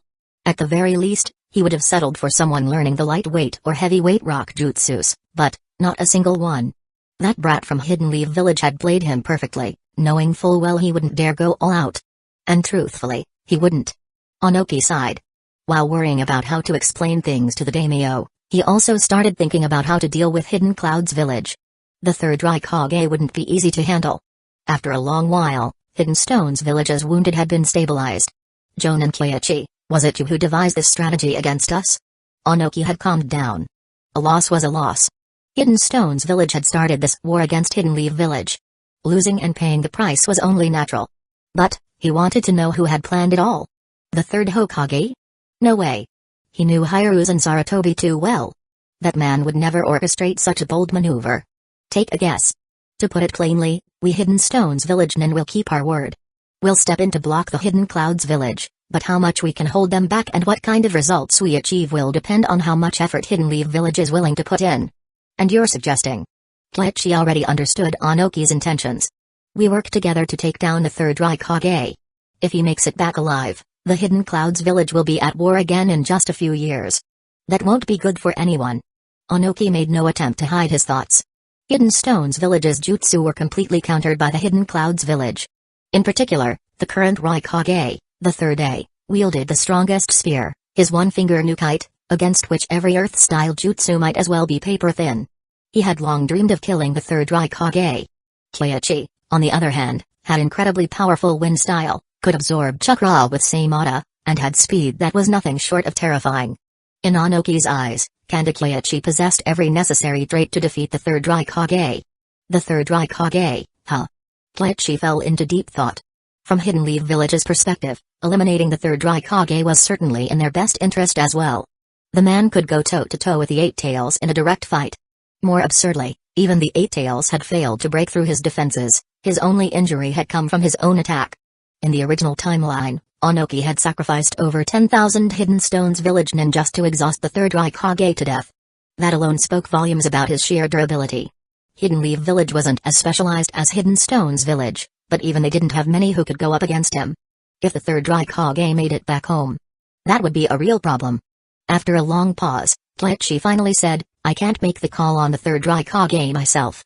I'll have to return and discuss it with the village and the Hokage. But rest assured, I definitely have an interest in dealing with him. Good. Go back and talk it over. This is a golden opportunity. Onoki said seriously. Kleichi's strategic planning was nothing short of brilliant. On one hand, he sent troops to launch a surprise attack, throwing the enemy's rear lines into utter chaos and deciding the battle in one swift move. On the other hand, he deliberately loosened the eastern front, forcing the Hidden Clouds village to stretch their forces thin. What good outcome could come from a lone army plunging deep into enemy territory? He was certain that Hidden Lee village hadn't just roped in Hidden Stones village as an ally, there was a good chance Hidden Mist village had been offered similar terms as well. And the moment news of victory from the western front reached them, those cowards from the Hidden Mist village would waste no time stabbing the Hidden Clouds village in the back. That was entirely in line with Kleichi's tactical style, as seen multiple times before. Still, you'd better move fast. Speed is everything in war. If you're too slow, the Hidden Clouds village might catch wind of this and retreat before we even get the chance. And when that happens, well, Hidden Leaf village won't be the one losing sleep over it. Kleichi had to give credit to Onoki. With just a bit of intelligence, the old man had pieced together nearly the entire scope of his strategy. The wisdom that comes with age, no doubt about it. He didn't want to let Onoki take control of the conversation, and truthfully, Hidden Leaf Village wasn't nearly as concerned about the third Raikage as Hidden Stone's village was. On top of that, Onoki wasn't just under strategic pressure, he also had hostages to consider. After all, Hidden Leaf Village still hadn't returned Kitsuchi and Rashi. The two of them wouldn't be sent back until the war was over. Until then, they were Hidden Leaf Village's guests. Do you think I'd go back on my word? I'll return tonight, and by tomorrow, we'll march on the Land of Lightning. That should put you at ease, right? Onoki was speechless. This kid refused to take even the smallest loss. What a pain to deal with. You'll have our answer before nightfall. As Koichi finished speaking, his figure flickered and disappeared. The Senju bloodline is truly something to be envious of. Onoki sighed inwardly. First, there was Hashirama Senju and Tobirama Senju. Now, there was Tsunoda and Kanda Koichi. From what he knew, the Senju clan had long been integrated into Hidden Leaf Village as a whole, and Kanda Koichi was the result of their intermarriage policies. Yet even after 2 generations, the strength of the Senju still ran strong in his veins. That bloodline. It was terrifying. Chapter 141, Returning to School, Chunin Prep Course. Compared to Onoki's side, the Hidden Leaf Village camp was much more orderly. All injured shinobi were treated on the spot first. The lightly wounded were then sent back to the camp for further medical care. With Koichi's shadow clones assisting, the pressure on the medical team wasn't too heavy. However, Koichi could already imagine what it would feel like when the clones dispelled. When that time came, he'd probably have to sleep for an entire day. As he entered the camp, he saw Asuma, Obito, and a few other kids standing at the entrance, looking dejected and downcast. Koichi had no time to chat at the moment, so he ignored them for now and headed straight for the third Hokage. When he arrived, he immediately understood why Asuma and the others were in such a mood. Hiruzen Sarutobi was counting the fallen shinobi. Although Koichi's strategy had allowed Hidden Leaf Village to achieve a swift victory over the Hidden Stones villagemen, reducing casualties to some extent, war always meant death. It wasn't just Geinin or Chunin, even Jonin were not spared. For instance, the Akimaki clan had lost 2 Jonin to the enemy's focused attacks. This was war. Koichi remained silent, bowing deeply toward the fallen before stepping behind the third Hokage. Did Onoki say anything? He wants to take down the third Raikage and hopes we'll assist him. Koichi replied simply. The third Hokage didn't answer immediately. He pondered for a while before asking, how determined do you think he is? Probably very determined. After thinking for a moment, Koichi added, the third Raikage is too strong. The Hidden Stones villagemen don't stand a chance against him. And I think he's also worried about Kirin. We've been taking advantage of Onoki's lack of countermeasures, but now that he understands how to deal with it, he shouldn't be too afraid anymore. The third Hokage paused, then nodded. That being said, Hidden Clouds Village does have many lightning-style specialists, and with the third Raikage's power, it's understandable why Onoki is concerned. Koichi nodded. He thought the same. Even if Onoki had found a way to counter Kirin, Hidden Clouds Village had plenty of lightning-style users. If they adjusted their strategy and developed jutsus to complement Kirin, Hidden Stones Village would still be at a disadvantage in a direct confrontation. So, from Onoki's perspective, the third Raikage had to die. The third Hokage thought for a long time. After much deliberation, he turned and said, we should kill him. If we don't eliminate the Raikage, they'll recover their strength in a few years. A shinobi strong enough could indeed hold up an entire village. Hanzo, the third Raikage, they were prime examples. Understood. Then you should send someone to inform Onoki before tonight. I need to get some rest. Go rest, I'll handle things here. The third Hokage knew Koichi was exhausted. Right now, he might still be fine.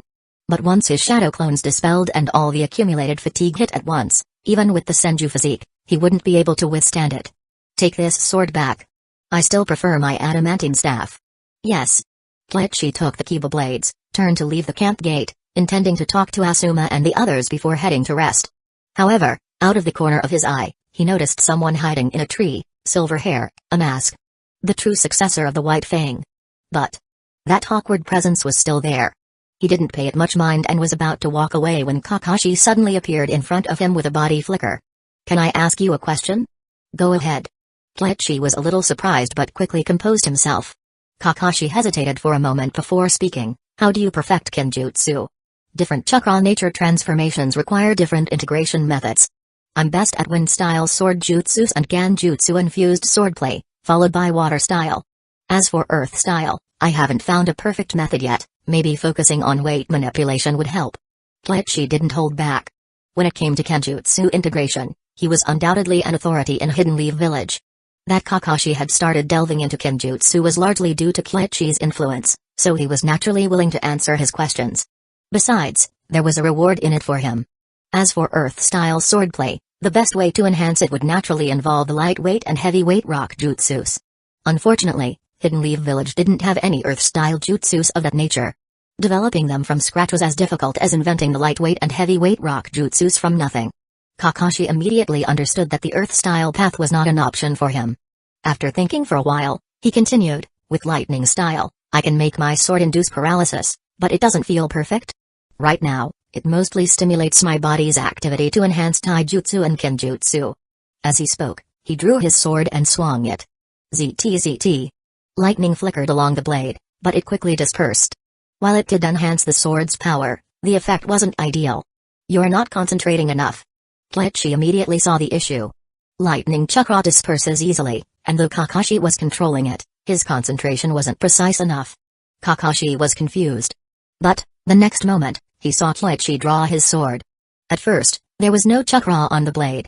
But in an instant, a highly condensed layer of water-style chakra enveloped it. This is water-style kenjutsu. Its effect is. Kleichi swung his blade. A thin, high-pressure water edge extended from the sword, instantly carving a long, narrow cut into the ground. Cutting? Kakashi was shocked. This effect was almost on par with Wind Style's cutting power. Water Style could do this? Have you heard of the third Raikage's Hell's Dab? It's called the strongest spear. Its effect is actually just highly concentrated lightning-style chakra. The same principle applies to sword jutsus. I think. I understand now. Thank you for your guidance. Kakashi bowed deeply. He knew that this way of thinking was even more valuable than just learning a jutsu. Hell stab. A sword. Perhaps the two were interconnected. Concentration. He walked away, deep in thought. Kleichi hadn't directly taught him Chidori, it wasn't suitable for Kakashi at this stage. It would be better to let him master lightning-style concentration first. After Kakashi left, Kleichi checked his system. The reward wasn't much, mostly insights into Chidori from Kakashi's understanding. Better than nothing. After all, he didn't have lightning-style chakra. No matter how strong Chidori was, it wouldn't be a main attack method for him. His primary focus remained on wind, water, ice, and Ganjutsu-based sword jutsus. His next research goal was the weight aspect of Earth style. But there was still so much to study. Hopefully, the war would end soon. Kleichi sighed. Once war broke out, research became impossible. Even education had to be put on hold. The third Raikage should just go die already. Kleichi walked toward the camp entrance. Asuma and the others had already recovered from their depression. One by one, they were training in the nearby woods, brimming with energy. But that was only because they had nothing else to do. Not just them. Kleichi had taken special care of all genin who had graduated within the past year, so most of them had survived. The majority of the casualties were older ninja. There was no helping it. Seeing that they were unharmed, Kleichi returned to his tent, first sending a message to Tsunoda. Then, he took a deep breath and prepared to receive the judgment from his shadow clones. As expected. After enduring the burden of an entire war, if Kleichi hadn't activated his yin seal and strength of 100 seal, he probably would have passed out immediately. So, Naruto was seriously insane. He collapsed onto his bed and fell asleep the instant he hit the mattress. By the time he woke up, it was already the next day. Looking outside, the sun was blazing high in the sky. The rain had cleared. Kleichi squinted, his stomach growling, and pulled out a soldier pill to eat. Kleichi-sama, the third Hokage requests your presence once you're awake. Alright. The one standing guard was Mukai. It seemed the third Hokage had spoken with him as well. His chakra was much more restrained now, and Kleichi could faintly sense sealing jutsus on his body. So he had already learned the four-symbol seal. But that was an S-rank sealing jutsu. Mastering it would take serious effort. Keep at it. I know a thing or two about sealing jutsus. If you run into any problems, you can ask me. Kleichi spoke in a low voice. Mukai was secretly delighted. Know a thing or two? So modest. Considering Kleichi had managed to seal a Jinchuriki, his reputation in sealing jutsus was already well known. When Kleichi met the third Hokage, he discovered that there had been a slight change in plans. Onoki had offered 5 million ryo per person for Kleichi and Minato to accompany him. This was essentially an S-rank mission, with a generous payout. So, you sold us out? Ahem, what I mean is, you and Minato will head to Hidden Stones Village while we handle the front lines with hit-and-run tactics, maximizing their casualties without engaging Hidden Clouds Village in direct combat. The third Hokage looked slightly guilty. Itachi had still been unconscious when he quietly accepted the mission on his behalf. That was a bit underhanded. But 5 million per person, 10 million in total. It wasn't exactly Hidden Leaf Village's money, but they'd still spend it in Hidden Leaf Village, right? If you round it up, it was still Hidden Leaf Village's. So, are you willing to go? If not, I'll have Kazuki figure something out and talk to Minato. Of course. I'm in. Itachi didn't hesitate. 5 million. With Minato there, he could attack if needed and retreat if necessary. There was no real danger to his life. A risk-free deal. When will you depart? Now. I'll leave Asuma and the others in your care. They won't be needed anymore. I plan to send all ninja under 12 years old back to Hidden Leaf Village to rest. That includes them. Hidden Leaf Village was still strong. The third Hokage had abolished the 12-year-old graduation system, but during wartime, there had been no choice. Fighting one-on-one or one-on-three was indeed too much for them. But with only Hidden Clouds Village left as an enemy, there was no need for children to risk their lives. That's a good call. After thinking for a moment, Itachi added, you should consider having them give lectures at the academy when they return. Maybe even hold an exchange event. Those who are lacking in theory can go back and study more. Especially Obito. That guy was practically a walking loophole in Hidden Leaf Village's theoretical education. Now that things were settling down. Wasn't this the perfect time for remedial lessons? The third Hokage's eyes lit up at the suggestion. He thought for a moment, then nodded repeatedly. That makes sense.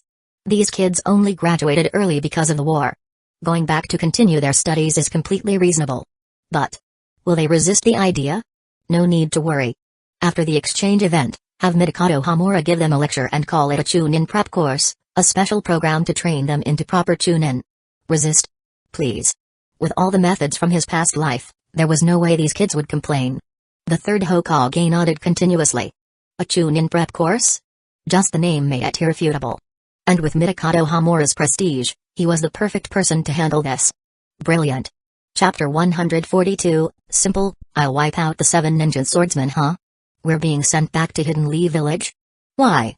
Asuma was confused. According to their teacher, they had graduated early because the war needed more manpower. But now, even though the war wasn't over, they were being sent back to the village and wouldn't participate in the next battles. This didn't make any sense. The others were just as bewildered. Clearly, no one expected this outcome after being summoned. Return to the village. Out of all the early graduates, only 3 were exempt, Kakashi Hatake, Might Guy, and Kurenai Yui. Why don't Guy and the others have to go back? Asuma voiced his objection. In front of the third Hokage, he was probably the only one bold enough to speak so directly. The others were already intimidated by the Hokage's presence and wouldn't dare question him. They are Chunin. The next battle is against the Hidden Clouds Village. Their ninjas excel in speed and lightning-style jutsus. Most of you wouldn't be able to counter that, so there's no need for you to participate. The third Hokage was straightforward. At times, sugarcoating the truth wouldn't help. These children had graduated and were officially Genin now, meaning they already understood how the ninja world worked. Laying out the facts was the best approach. Asuma was silent for a long moment. Speed and lightning style. Wind style could counter lightning style, but the ones staying behind were all Chunin. Since he hadn't made Chunin, he obviously didn't qualify to stay. Do you understand now? Yes. He was frustrated but couldn't argue. Especially considering. During the last Chunin exams, as the team leader, he had been careless in gathering intelligence, falling into a trap that cost them the match. He had no right to complain about not being promoted. If only he had worked harder back then. Asuma, going back to the village isn't a bad thing. There's plenty for us to do, D-rank missions, training, studying. Honestly, we were a burden on the battlefield.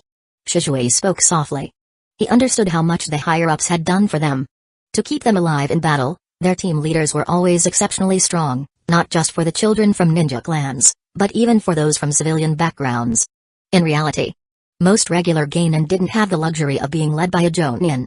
Usually, a Chunin served as the team captain, responsible for commanding and training the squad. So in comparison, early graduates like them had been given special treatment. But that also meant the Jonin leading them couldn't fight at full strength. For example, in this operation, without Obito and Rin holding him back, Minato no Mikaze had fought at his full potential, and the 12-man team had torn through the Hidden Stones village forces with no opposition. Everyone understood the logic behind it. It wasn't easy to accept their own weakness, but seeing how calm Shizui was about it, the others started to feel at ease too. After all, if a genius who graduated at age 5 had no complaints, what right did they have to protest? Their mindset quickly shifted. Then you'll leave today. Once you're back in the village, Tsunoda will handle your training. Yes, sir. So, you're using the Chunin exams as an excuse to send them back to school? Aboard a ship in the northern waters, Minato Namikaze looked amused. The idea of making Geinin return to the academy for more studies was ingenious. Exactly. These kids graduated too quickly. Their theoretical knowledge is full of holes. Take Obito, for example, he practically slipped through the cracks. If he doesn't pass the intensive review class this time, he's not getting out. Keiichi's lips curled into a slight smile. After chasing them for half a day, he finally caught up just before Minato and the others boarded the ship. Now, the two of them were in the same cabin. This ship was surprisingly grand. Onoki himself was aboard, along with only 2 Hidden Stones village escorts, some sailors, and just Minato and Keiichi. Clearly, Onoki had done this on purpose. Fewer people meant Minato Namikaze and Kanda Keiichi could feel more at ease, and at the same time, it allowed for a more open discussion. Knock, knock, knock. Keiichi exchanged a glance with Minato before getting up and opening the door. Looking down, just as expected, it was Onoki. Sushi Kage-sama. Cough, cough. No need to be so formal. Sit, let's talk. Onoki cleared his throat. It wasn't that he minded their courtesy, but with both Keiichi and Minato being much taller than him, if they stood while talking, he would have to keep looking up. And that was not only exhausting but also made it harder for him to maintain his authority. Yes, sir. Minato and Keiichi complied without hesitation. On one hand, Onoki was the Sushi Kage. On the other, he was also their employer, the man who had paid 10 million just to have them accompany him in battle. Regardless of their actual contribution, it was only right to show some respect. I overheard you two talking about a prep course. What is that? Onoki asked directly, showing no embarrassment. Keiichi was momentarily stunned. This guy. He is even shameless about eavesdropping. Don't misunderstand. I just happened to be passing by and overheard that part by accident. No misunderstanding at all. Minato smiled warmly but said nothing about the prep course. Instead glancing toward Keiichi, leaving the decision of whether to explain up to him.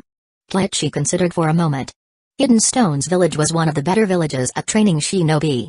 After the Second Shinobi War, they had recovered quickly, producing many competent Chunin and Geinin in a short time.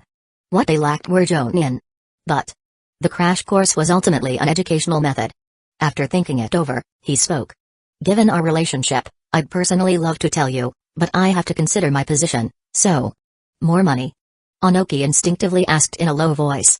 I'm not that kind of person. Keiichi shook his head. True, you're an honorable ninja. Onoki forced himself to say it, though the words tasted bitter. As Sushi Kage, he had lied countless times, but calling this kid honorable. What a joke. When it came to money, Keiichi was nothing like the Senju clan. If anything, he was more like a full-fledged businessman, an incredibly shrewd and cunning one at that. Still, Onoki knew that classified information like this wouldn't be given up easily, so he had prepared in advance. Keiichi understood. Onoki's real goal was the Chunin exams. After a brief pause, he nodded. Hidden Leaf Village is always open to exchanges with other villages. However, I'm just a Jonin, I don't have the final say. This would need to be discussed with the Hokage. Of course.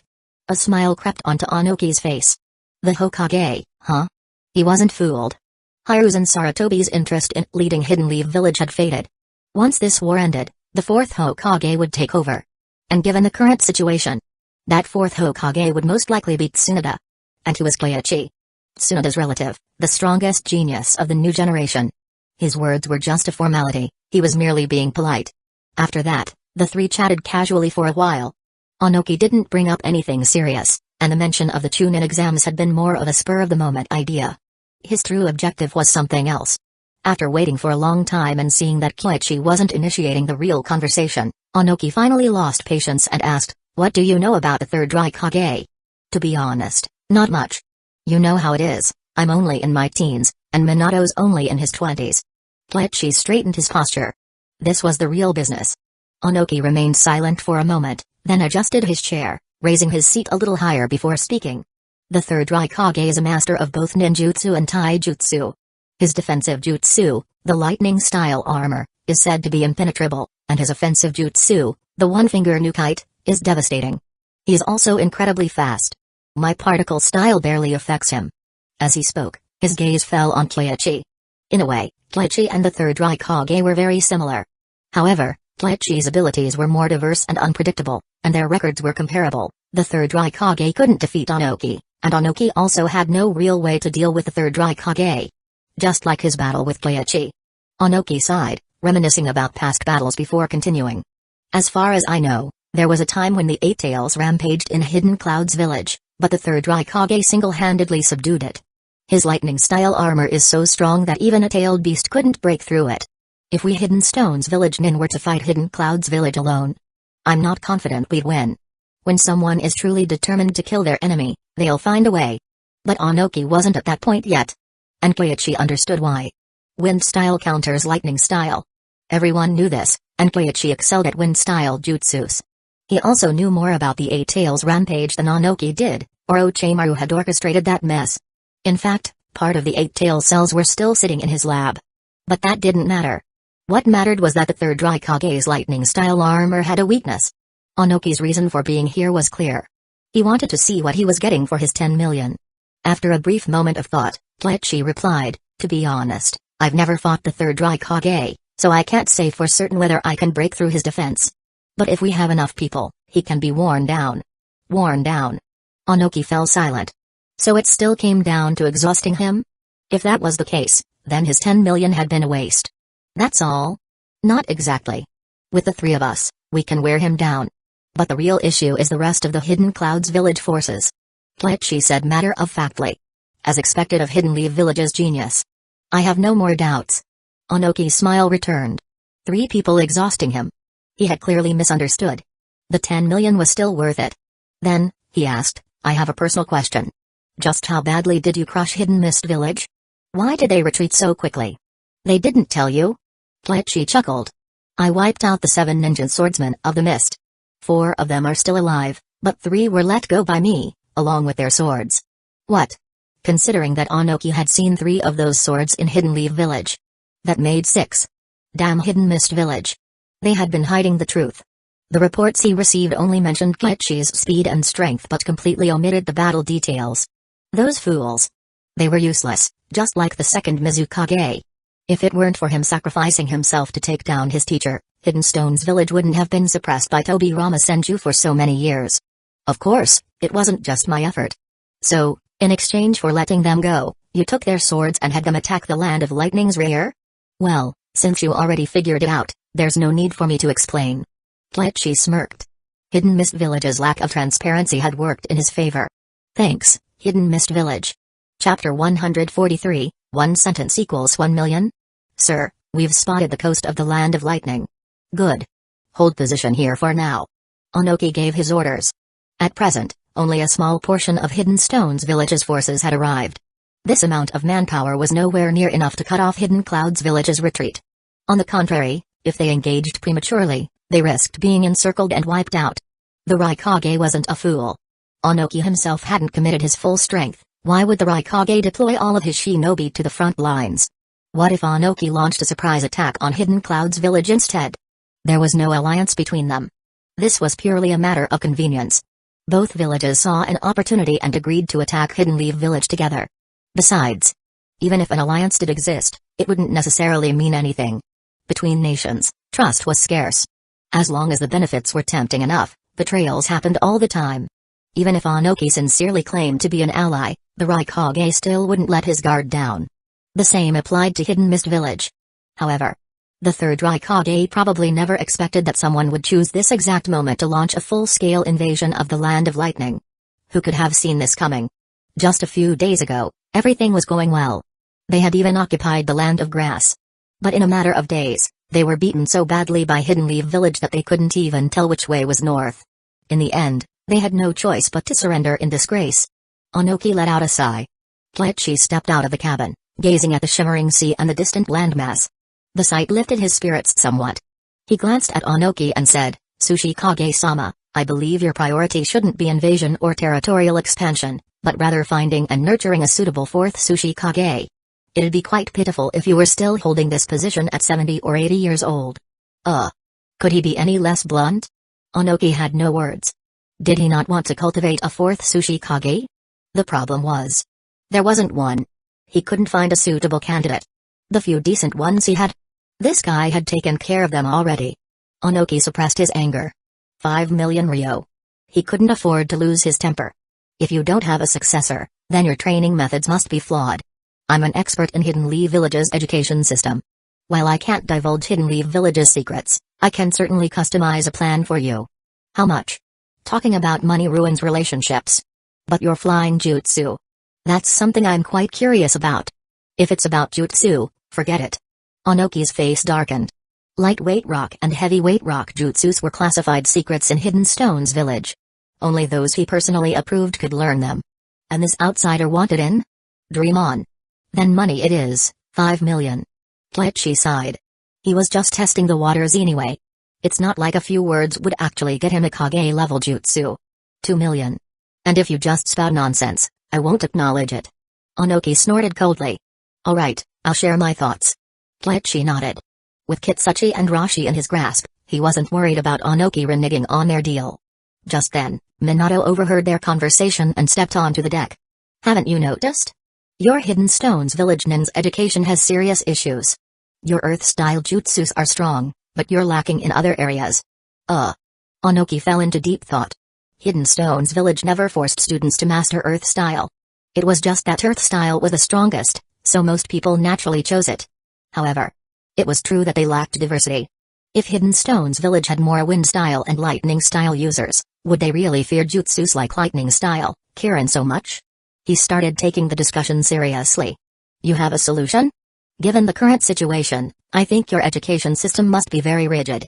You need to encourage children to explore and experiment. Cultivating their analytical thinking is more important than just teaching them jutsu. You make a valid point. Onoki sighed but didn't say much more. The logic was clear. But it wasn't feasible. Hidden Stones Village simply didn't have enough variety in its jutsu repository. And changing their mindset was too abstract. It wasn't practical. Kleichi understood this.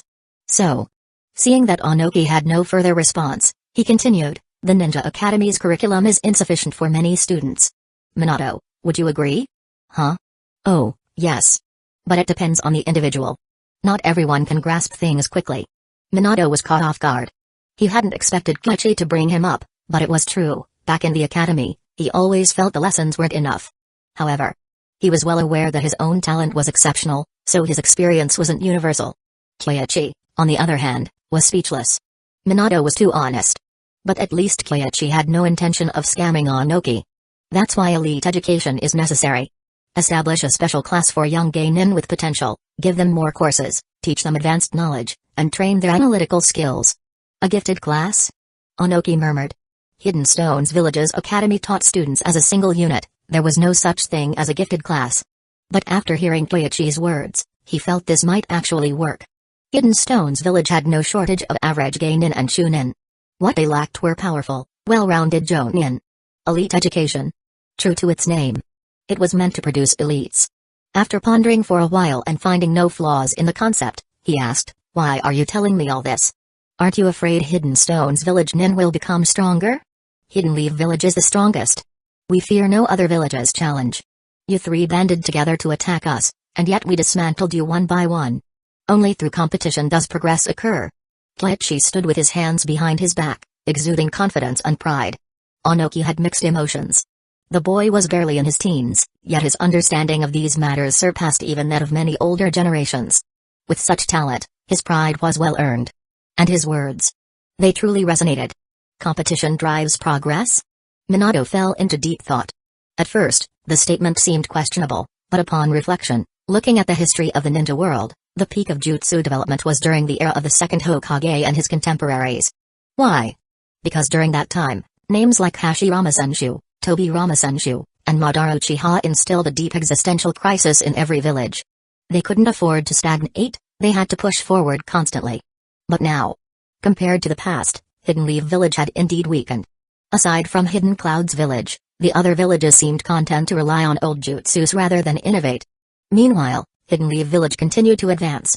The reason was simple: Hidden Leaf Village, being the strongest, faced constant threats from other villages. Hidden Leaf Village had pressure. Onoki clearly realized this too. Thus, he felt even more assured that his earlier decision was correct. Hidden Stone's village nin children had to venture out, to interact with Hidden Leaf Village and Hidden Sand Village, rather than isolating themselves in their own village. With that in mind, he exhaled deeply, pulled out a scroll, and signaled his guard for a brush. Then, scratch, scratch, scratch. He penned a formal IOU. 4 million Ryo. Not only that, but after finishing, he sincerely said, "The phrase competition drives progress struck a chord with me. I'll add another million just for that wisdom. I'll send it over later." Kleichi chuckled. One sentence, 1 million Ryo. Worth it. Onoki began contemplating the next steps. Naturally, he wouldn't discuss these matters further with Kleichi, but Kleichi had already obtained what he wanted, not just money but also the reward from the system. Mission completed, education model guidance, evaluation, good, reward, Earth style, Greeky style jutsu, just good? No excellent rating? Earning a reward like lightweight and heavyweight rock jutsus was proving to be incredibly difficult. Of course. This jutsu was valuable enough, but it wasn't something he particularly needed. Kleichi understood that the plan he proposed wasn't perfect. The so-called elite education was essentially just the shinobi world's version of fast and slow learning tracks. While it would certainly produce many elites, this model would also create internal issues within Hidden Stone's village.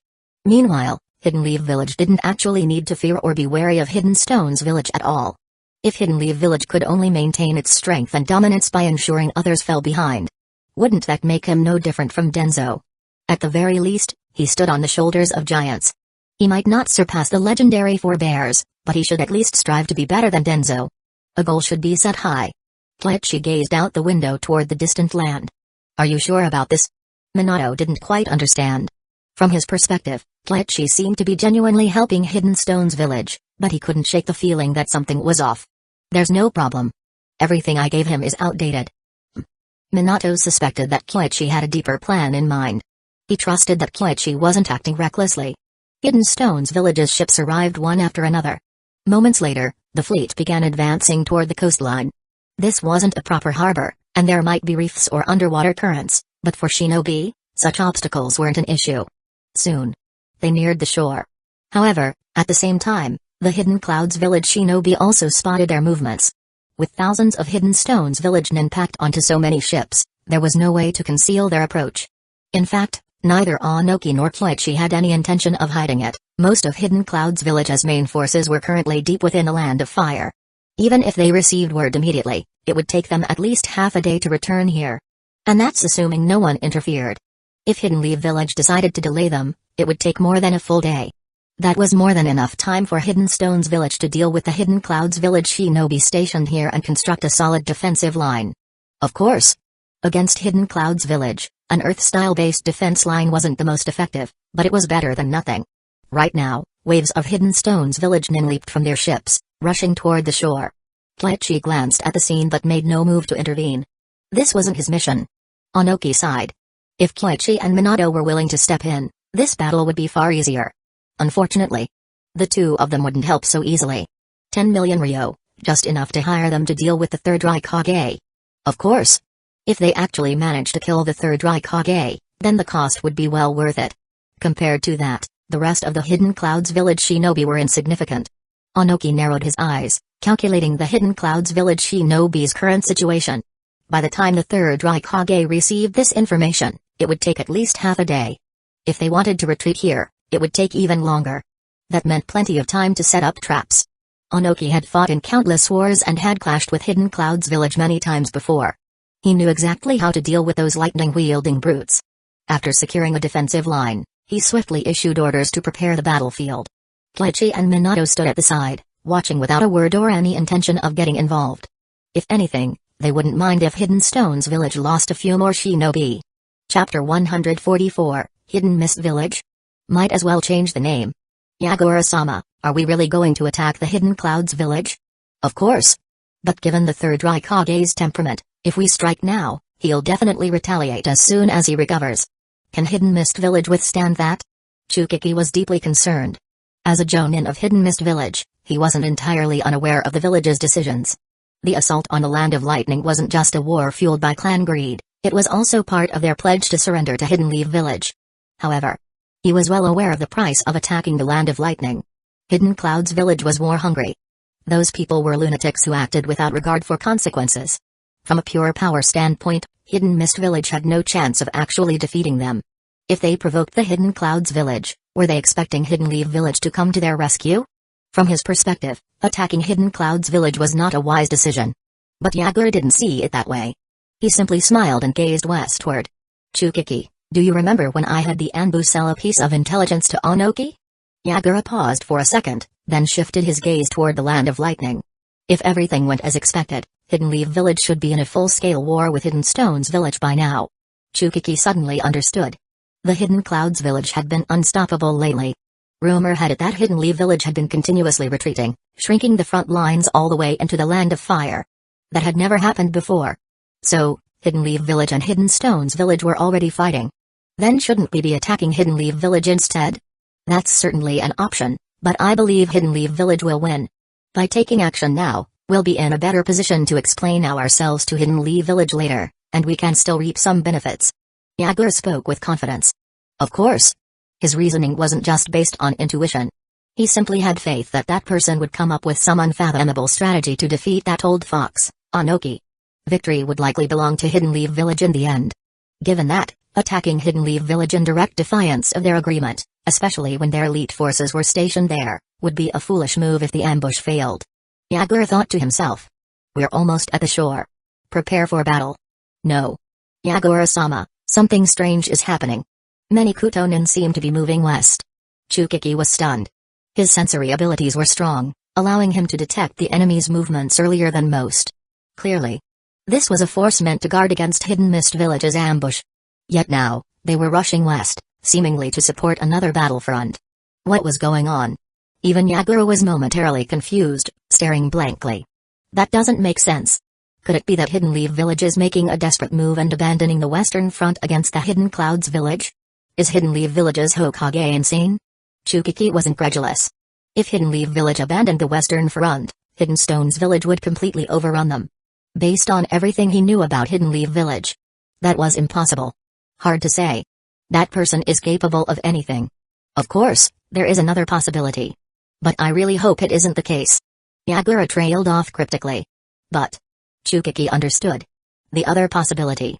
Hidden Leaf Village may have already defeated Hidden Stones Village's western forces in just a few days and was now redeploying troops to encircle the Hidden Clouds Village, forcing them to divert reinforcements westward. If that were true, Hidden Leaf Village's strength would be terrifying. No time to overthink it. Find a stronghold weakened by their troop withdrawal and attack it. Understood. Hidden Clouds Village. Raikage-sama, you've returned just in time. Did Hidden Mist Village really launch an ambush? The third Raikage smirked coldly. Those two-faced rats. The moment I saw Hidden Leaf Village's numbers didn't add up on the front lines, I knew they weren't fully committing to the eastern front. No. Yes, Hidden Mist Village did attack, but it was just harassment and small-scale skirmishes. Annoying, but not significant. You should take a look at this. The Anbu captain handed him a report. The third Raikage frowned. He had returned from the front lines precisely because he felt something was off about Hidden Mist Village's actions and wanted to oversee things personally. His original plan was to personally crush those traitors. But after reading the report, he fell silent. Hidden Stones Village Nin? Why are they here? Raikage-sama. Has Onoki lost his mind? Instead of crushing Hidden Leaf Village while they were vulnerable, he teamed up with them to attack me? The veins on the third Raikage's forehead bulged in fury. He had expected Hidden Leaf Village to have a hidden trump card, but he always assumed it was on the Hidden Mist Village front. This turn of events made no sense. Hidden Mist Village's betrayal didn't surprise him at all. That village was a chaotic mess, full of warring clans. No decision they made was truly shocking.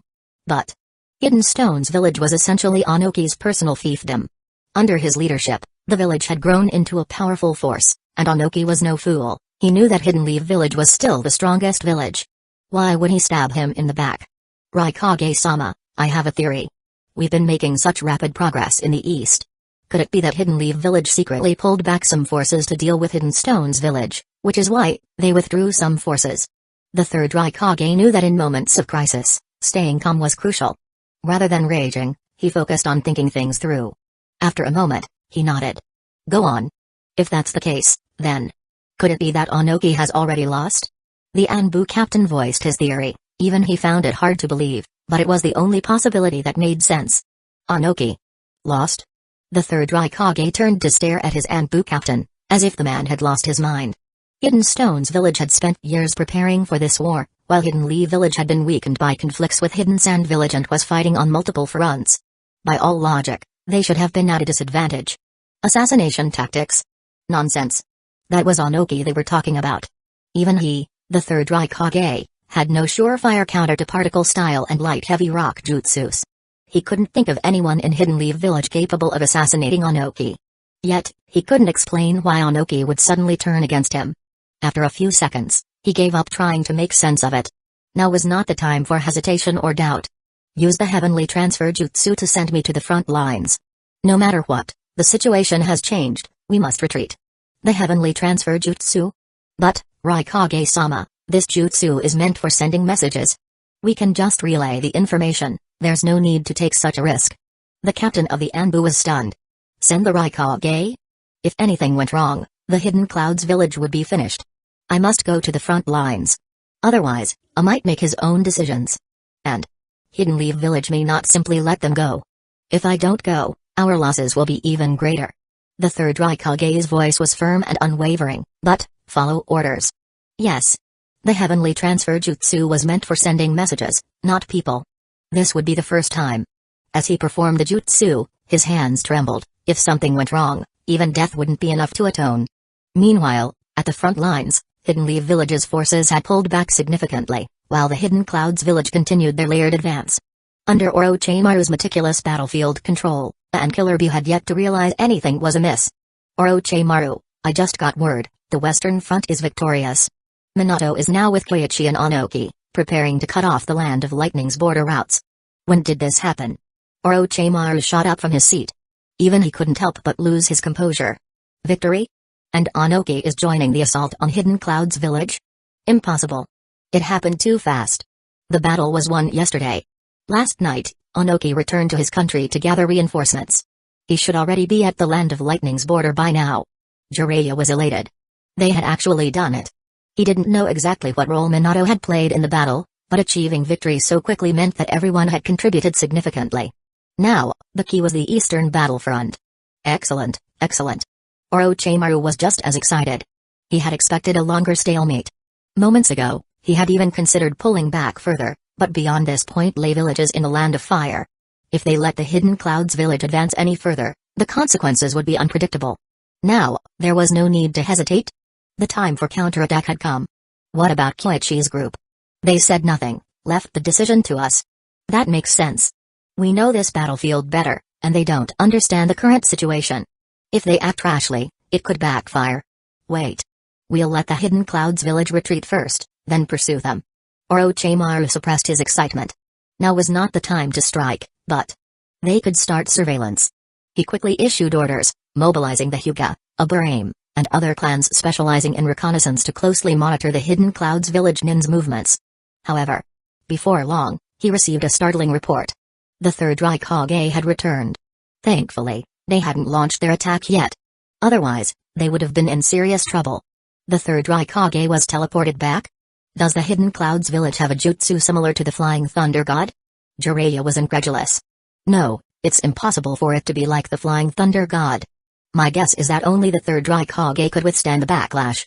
His lightning-style armor and sheer physical resilience are on another level. Orochimaru licked his lips. Having witnessed the third Raikage's battle against the Eight Tails, he knew just how terrifying that man was. Even if he and Jiraiya fought together, victory wasn't guaranteed. He would love to capture him for research. Unfortunately, that was nothing more than a dream. With the third Raikage back at the front lines, Hidden Leaf village immediately pulled back their forces. Father, why are you back? I was confused. Hadn't his father gone to prepare for a possible Hidden Mist village ambush? What was going on now? The third Raikage glanced outside, his expression darkening. In a cold voice, he said, "Before I left, I told you not to push further in. But now, you've advanced this deep into the Land of Fire. Do you not realize the risk of Hidden Leaf village or another force cutting off our retreat? Impossible. Hidden Leaf village is locked in a bloody battle with Onoki in the west, and we're pressing them on the front lines. How could they have the resources? I had no idea about the looming crisis. The third Raikage let out a cold chuckle. No resources? Onoki's forces have already reached the Land of Lightning's border. If I had arrived any later, Orochimaru would have led an encirclement. What? A's eyes widened in shock. Onoki at the Land of Lightning's border? Impossible. Listen to my orders. Full retreat. Abandon anything non-essential. Our primary objective is to return to the Land of Lightning. Yes. Although the third Raikage had slowly begun delegating some power to, he was still the Raikage. His prestige among the ninja was unmatched. At his command, the entire force sprang into action. Within moments, the entire Hidden Clouds village encampment was moving northward in retreat. However, the moment they moved, Hidden Leaf village also sprang into action. Orochimaru was cunning. The third Raikage was powerful, but Orochimaru had no intention of facing him directly. Along the retreat path, the forests were filled with giant snakes and swarms of parasitic insects. Thick fog blanketed the area. This was the hiding in mist jutsu. At that moment, the Hidden Clouds village nin had the same thought as Onoki earlier. The Hidden Mist village was utterly useless. Even their signature jutsu had been stolen by Hidden Leaf village. What was the point of them even existing anymore? As they advanced, I grew increasingly frustrated with Orochimaru's tactics. His methods seemed weak and non-lethal, but they were exasperatingly effective. No matter how much damage they took, it didn't matter, they just couldn't catch the Hidden Leaf village forces. It was pure, unrelenting harassment. Chapter 145, A. You are now the fourth Raikage. The hiding in mist jutsu. Silent killing jutsu. A. Have they used these before? The third Raikage's expression was grim. Not at all. This is my first time encountering it. Damn it. That Orochimaru, always scheming. And those Hidden Mist village nin are pathetic. Hidden Leaf village has stolen all their signature jutsus. I was furious. He had tried to strike back, but the enemy had mastered the Hidden Mist village's jutsus to such an extreme degree that, in some ways, they wielded them even better than many actual Hidden Mist village nin. Since the start of this war, this was the first time he truly understood what it meant to be one of the three legendary Sannin.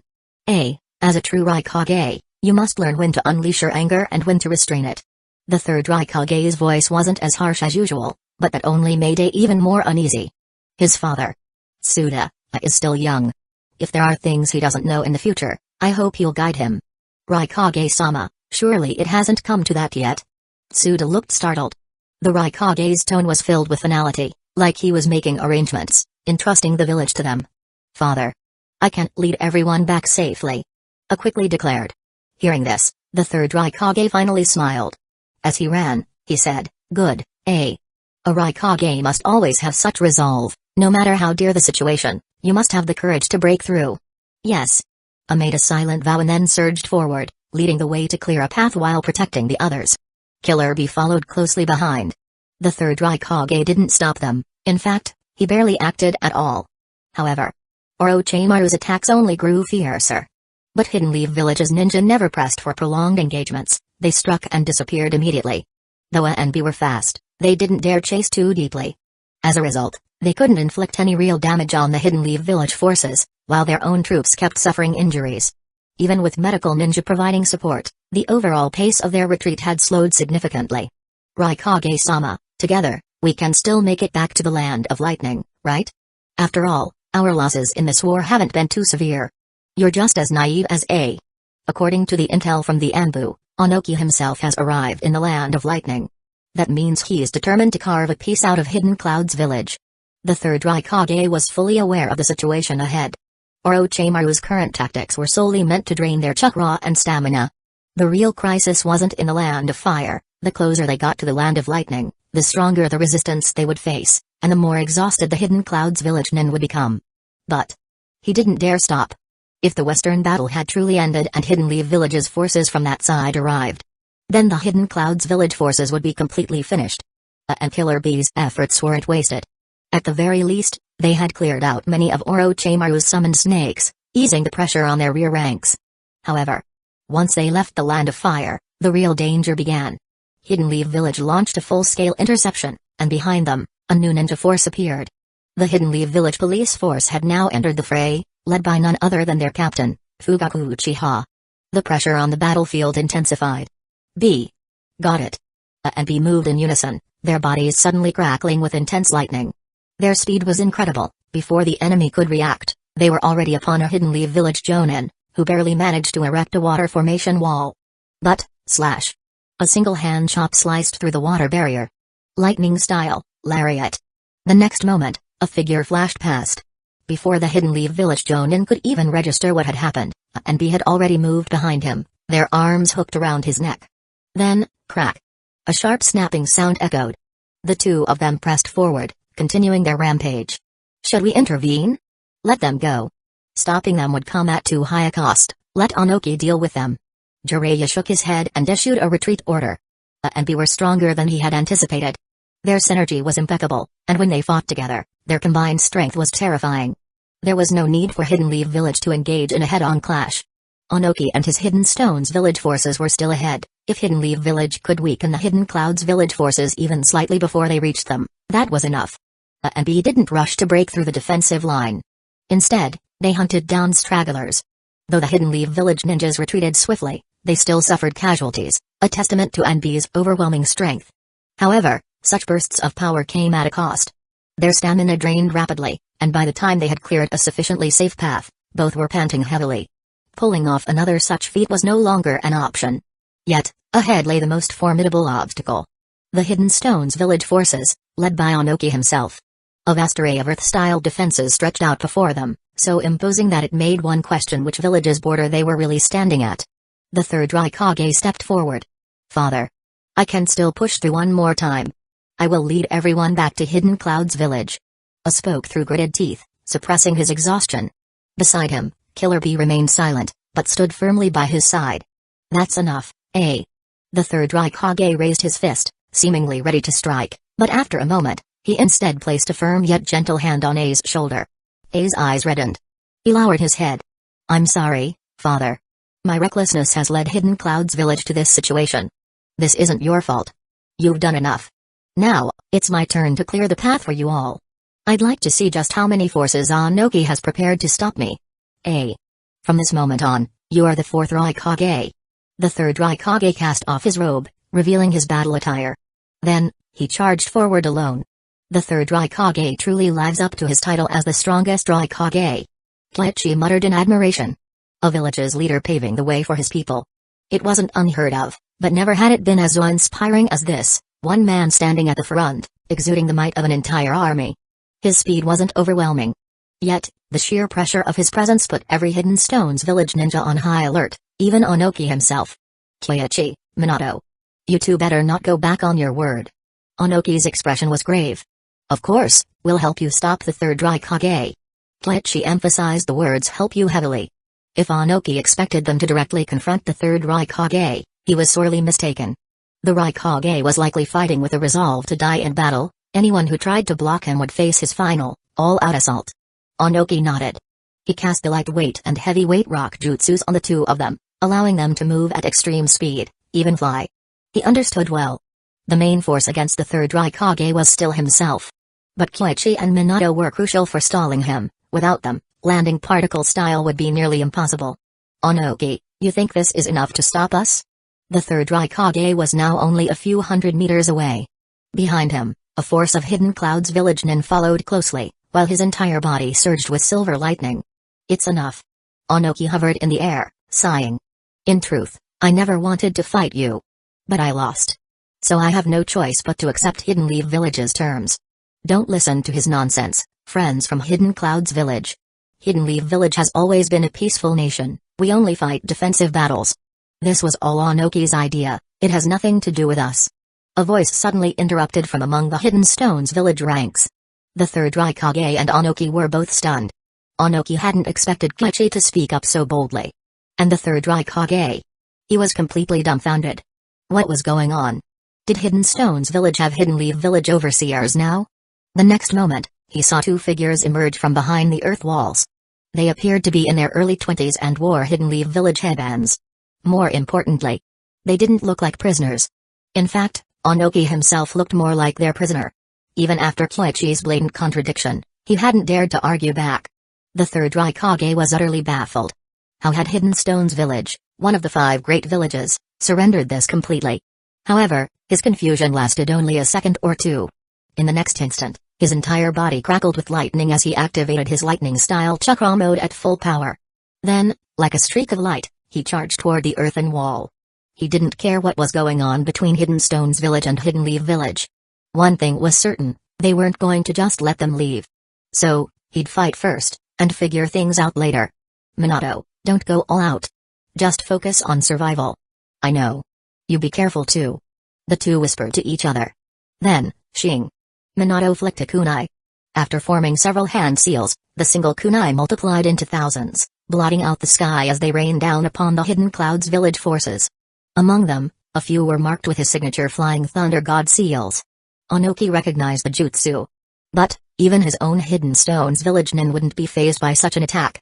Meanwhile, Kleichi had yet to make a move, seemingly waiting for the third Raikage to get closer. However, at that moment, a blue light flared. The third Raikage's expression hardened. His hands came together, 4 fingers clenched into a blade. A highly condensed lightning-style edge formed, an attack that could slice through nearly anything. He slashed downward. Hiss, a sharp noise rang out. Lightning clashed, energy froze. A and B, behind him, rushed to assist, but, the moment they were about to attack Kleichi, he took to the sky. Did he just fly? They were momentarily stunned. Then, a lava-style attack from Tsuda brought them back to reality. Ninjutsu rained down upon Kleichi, yet, sheets of paper emerged, forming wings.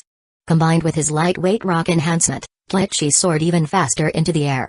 Meanwhile, Minato teleported beside the third Raikage. In his palm, a Rasengan surged forward. Blood splattered through the air. The third Raikage thrust his fingers toward Minato, aiming to trade injuries. But in an instant, his opponent vanished, reappearing far away. A kunai? His breath caught as his mind raced, and in a flash, he understood everything. A space-time jutsu based on kunai? Senjudobi Rama's jutsu? Get out of here. The third Raikage's voice was urgent. Hearing this, A turned his head, his pupils immediately contracting in shock. Blood was dripping from the third Raikage's hand. Someone had actually broken through his lightning-style armor? Impossible. Get the hell out. At first, the third Raikage had thought that with Onoki bringing so few men, he could clear the path and hold the rear without necessarily dying. But now, he understood completely, Onoki had come specifically for him. A, B, and the other Hidden Clouds Village nin didn't matter. Chapter 146, Flying Thunder God is too dirty. A, go. Tsuda's breathing grew rapid. He knew he could no longer afford to hold on to false hopes, the enemy came fully prepared. The third Raikage didn't chase after them. Instead, he turned and charged toward the Hidden Stones Village nin, only to be met by Onoki. Dust style, detachment of the primitive world jutsu. A cylindrical beam shot forth. The third Raikage dodged, but several Hidden Clouds Village nin behind him weren't so lucky. 3 or 4 of them perished. But right now, the third Raikage didn't have the luxury to care about his subordinates. He had to carve a path for the others to escape. However, the next moment, a flash of a blade arrived once more.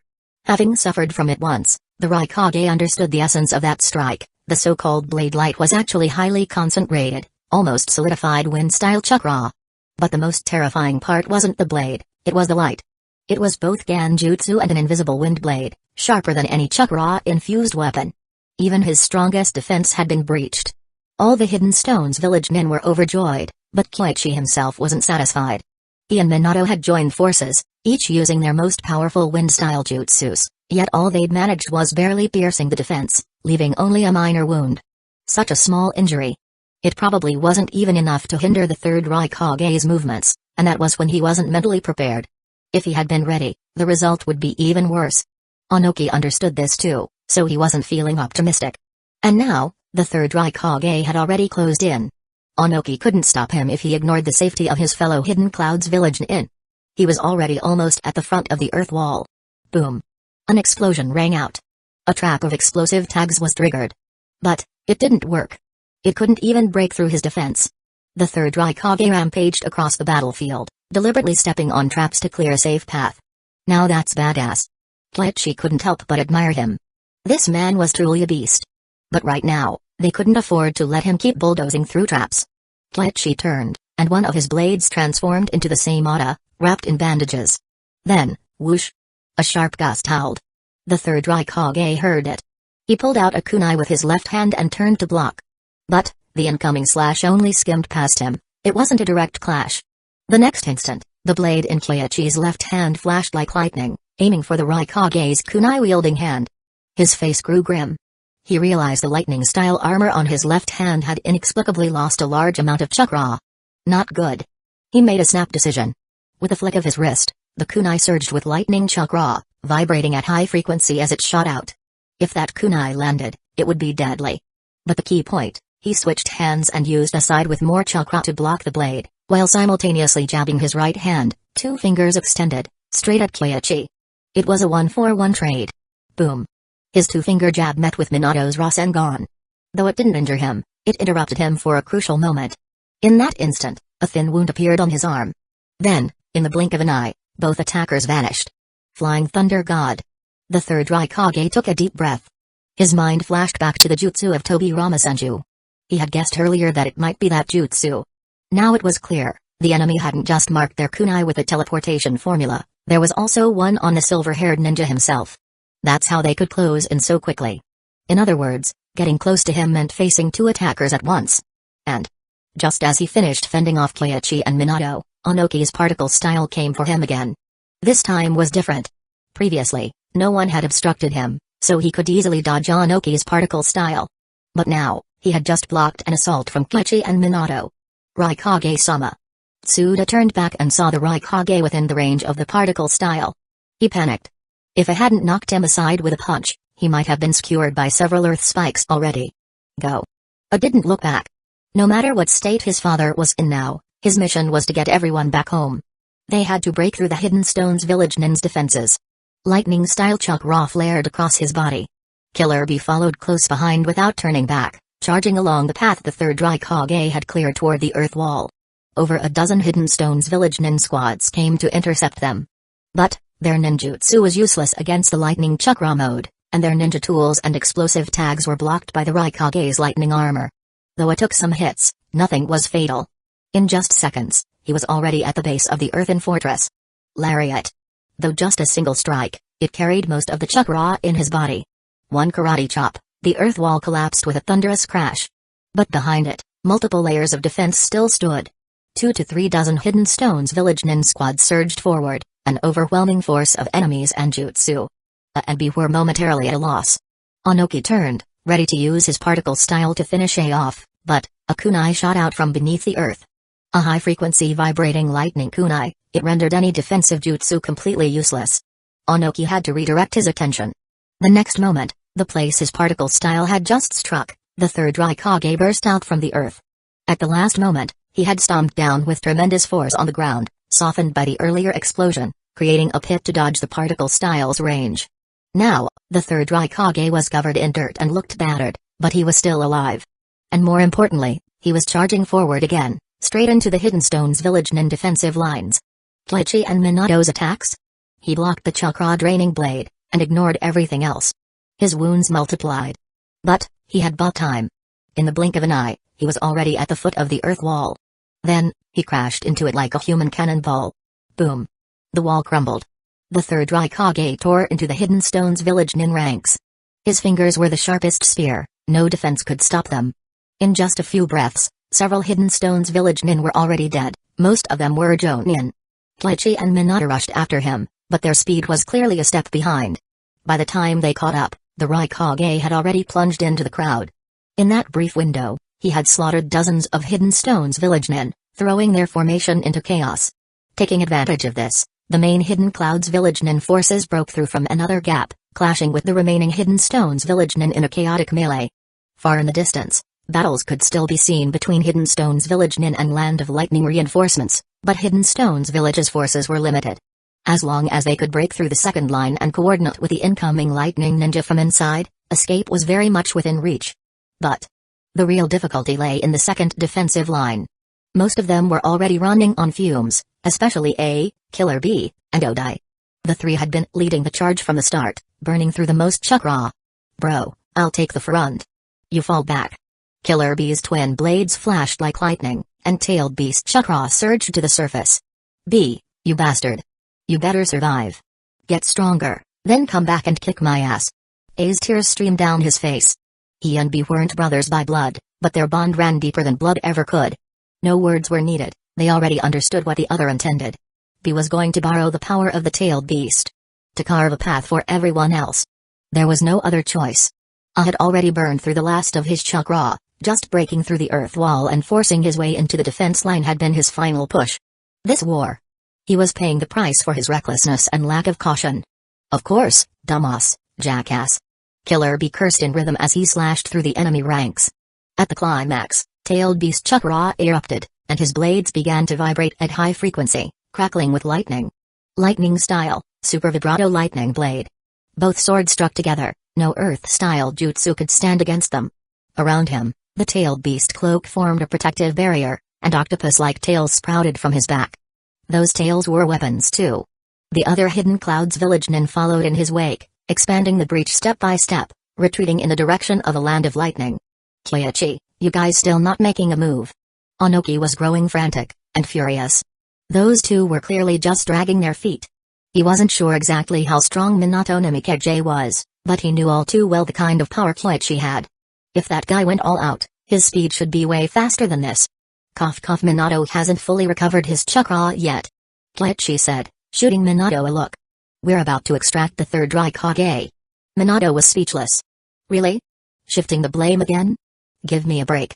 Wasn't this your idea in the first place? Still. Minato didn't say anything more. Letting the third Raikage kill a few more Hidden Stones village nin was perfectly aligned with Hidden Leaf Village's interests anyway.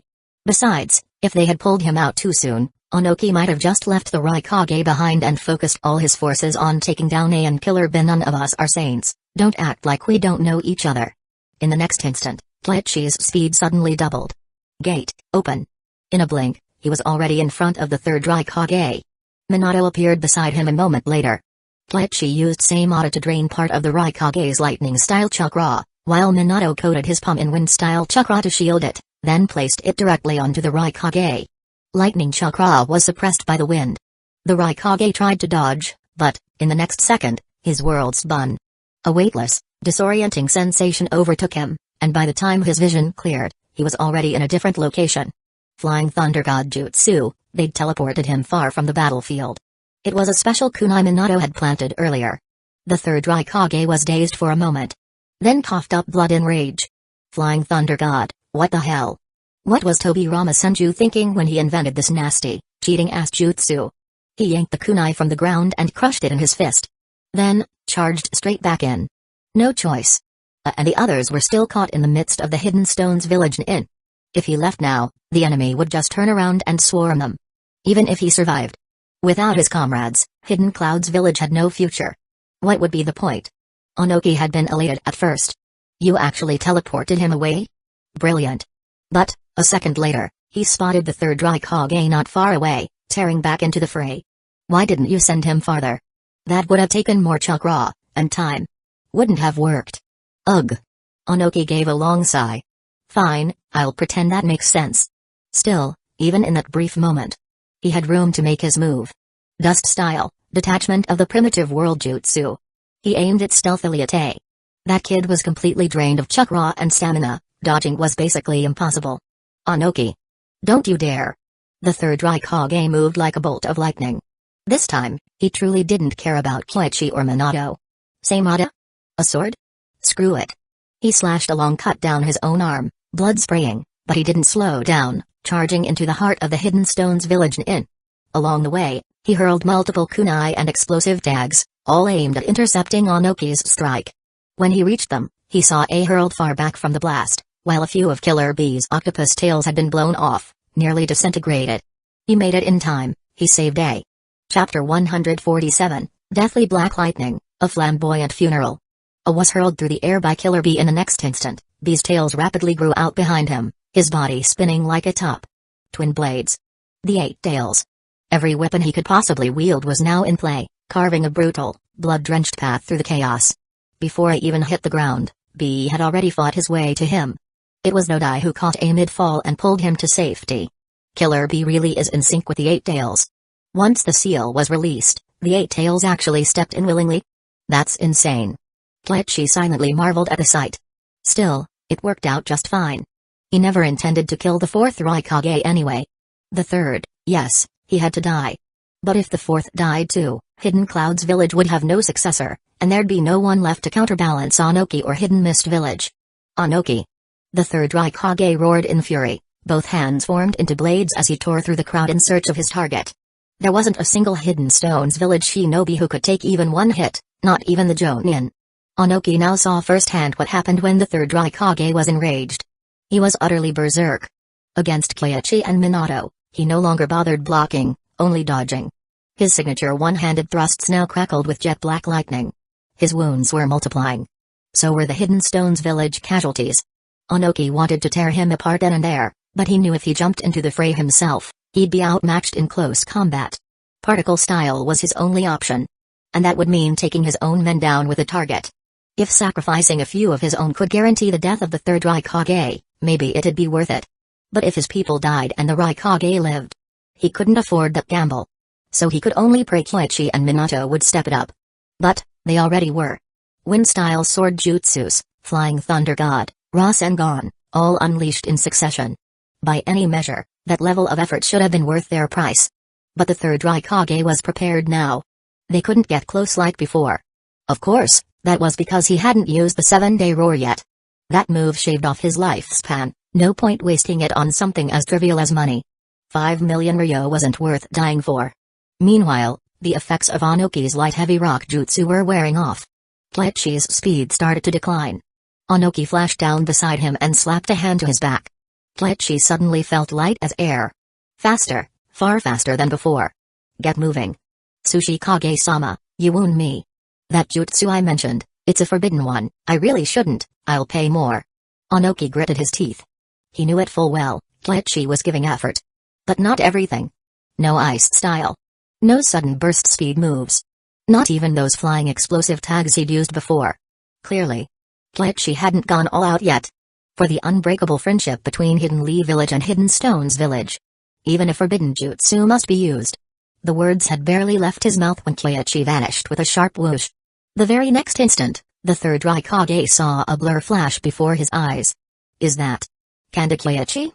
He twisted to evade, but this time, the man's speed had doubled. No sword. No flashy jutsu. Just a single kick. Boom. So fast. The moment Keiichi's foot collided with a third Raikage, a deafening shockwave erupted. A single thought flashed through the Raikage's mind, and in the next instant, he was sent flying. Heaven Spear foot. Not just that, his foot had been coated with a layer of ice, neutralizing the lightning-style armor. The Raikage's signature one-handed thrust didn't even land, rendering it useless. The kick itself didn't do much damage, but the sheer force of it sent the third Raikage hurtling through the air, unable to regain control. And there was something else in that kick. Something that completely threw off his coordination. His limbs flailed wildly. At the same time, flying straight toward the direction he'd been kicked, a glowing orb of light. Dust-style, detachment of the primitive world jutsu. In a desperate moment, the Raikage hurled an explosive tag. Boom. The blast detonated, blasting him down toward the ground. Minato froze for a heartbeat, then immediately teleported to intercept, trying to knock the Raikage into the particle-style zone. But the Raikage had already regained partial control over his body under the effects of chaotic body rush. Body flicker. In the blink of an eye, he was behind Minato. So fast. Minato's heart skipped, he vanished with the Flying Thunder God. The Raikage struck empty air. But he'd bought himself precious time. His body was beginning to adapt to the rhythm of chaotic body rush. And then, Keiichi was on him again. Twin blades unfolded like the wings of a hawk. Skr. A high-pitched wind whistled as he closed in. The Raikage tried to dodge, but Keiichi was enhanced by ultra-light heavy rock jutsu, combined with his own body flicker speed. The Raikage simply couldn't keep up. The twin blade slashed, the first sliced through the lightning armor. The second struck the same spot, tearing open a bloody wound. And then, a third strike. Keiichi spat out a blade of ice infused with intense wind chakra. The Raikage shifted just in time to block it, but a kick. Infused with chakra enhanced strength and chaotic body rush. He was sent flying once more. Frantically, he gathered chakra to use lightning style to stabilize himself, but his body coordination was scrambled again. No. More precisely, it was that damn kid who helped his body recover, so when he tried to operate it like before, it threw him off again. The Raikage panicked.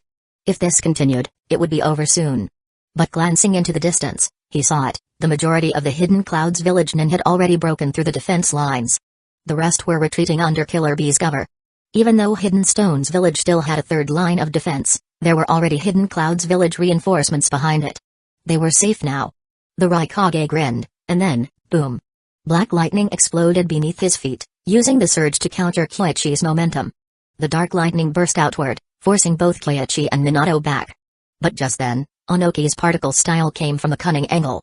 The Raikage had used a lightning boost to accelerate, but he wasn't as skilled in aerial combat. Onoki, a master of the skies, had calculated his trajectory perfectly. Despite the unpredictability, the particle style still landed a partial hit. One of the Raikage's arms was disintegrated. And yet, he grew more frenzied, surrounding himself with a sphere of black lightning, a deadly domain neither Koichi nor Minato dared to approach. Then he charged, straight into the ranks of the Hidden Stones village shinobi.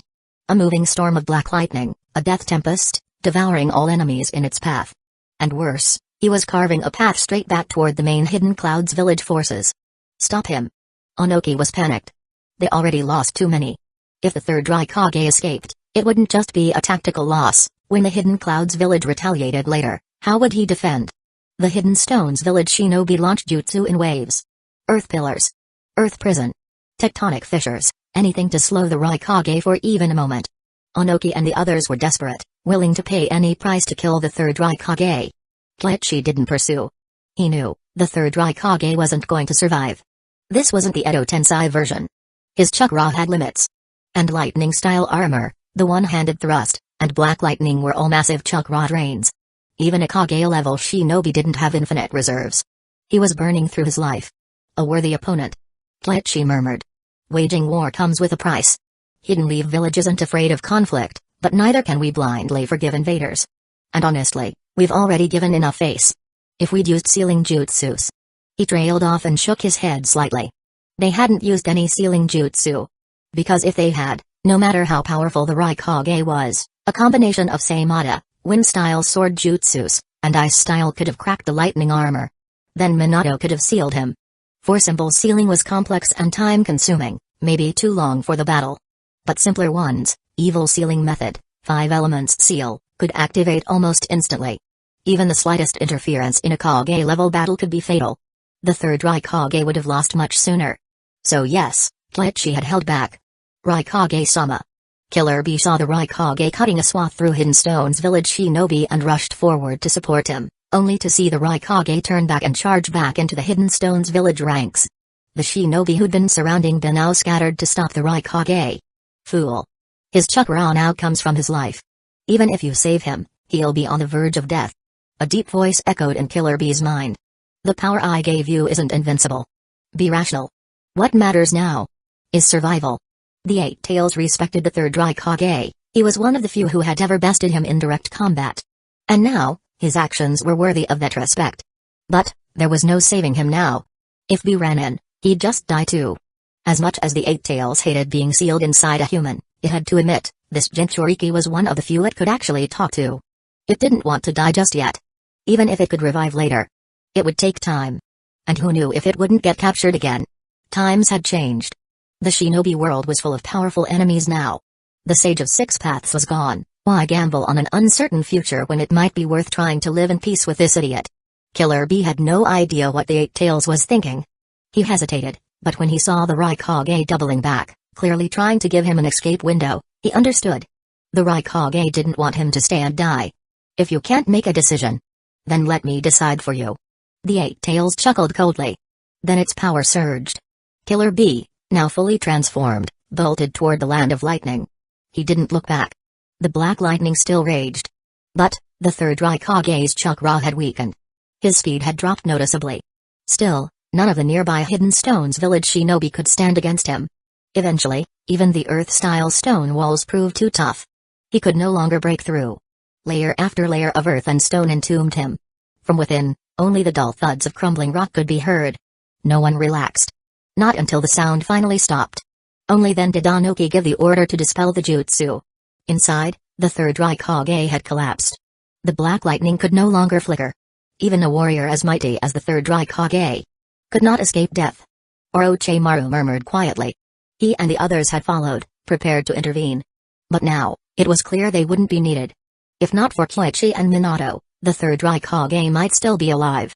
Jiraiya paused, then added, the Hidden Clouds village have always been aggressive. If the third Raikage had survived, within 5 years we'd be at war with them again. By then, his son would be even stronger. You think I care how he was killed? Of course not. Jiraiya replied. I'm just convincing myself. When you start a war, you can't complain about dying. He rose silently, and walked away. Chapter 148, look all you want, but keep your hands to yourself, he's dead. Finally. He's really dead. The Hidden Stones village nin were on the verge of breaking down. The third Raikage alone had slaughtered more shinobi than all the other Hidden Clouds village nin combined. Onoki stood amidst the field of corpses, cold sweat trailing down his forehead. And that was with Koichi and Minato stepping in. If they hadn't had Hidden Leaf Village's help, just how disastrous would the battlefield have been? He couldn't even imagine it. Now, staring at the blood-soaked ground, his heart was heavy with mixed emotions. They'd eliminated a major threat.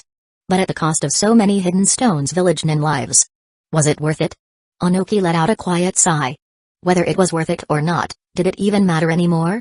After all, it wasn't like he had wanted to go to war with Hidden Clouds village. Hidden Leaf Village had defeated them first, he just had no other choice.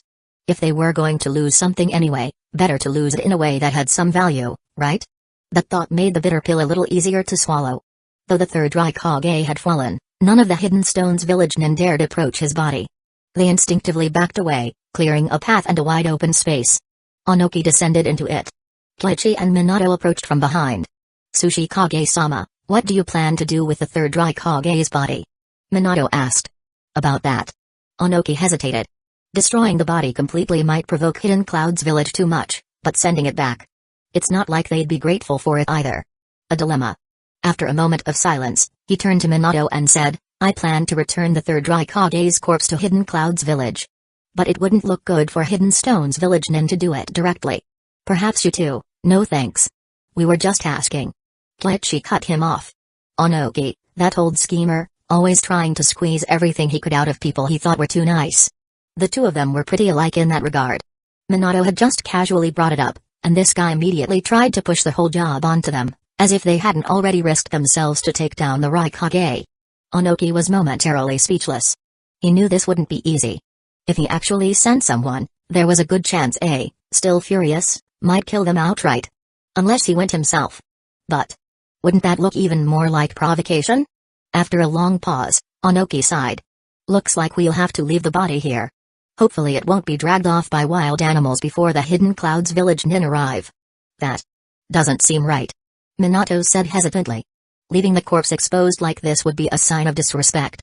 Birds and beasts could destroy it, and beyond that, Araikage's body held many secrets. Someone of his level would be a prime target for all sorts of opportunists. If the corpse went missing, Hidden Clouds village would likely blame Hidden Lee village without hesitation. In that case, I must trouble the two of you to handle it. After all, your village's second Hokage died at the hands of Hidden Clouds village. It's war, tit for tat. Onoki coughed lightly. His goal, of course, was to get Minato to go. With the Flying Thunder God Jutsu, who could touch him? If Koichi hadn't been here, he might have pulled it off. But with him, that kid doesn't move without knowing there's a rabbit in the bush.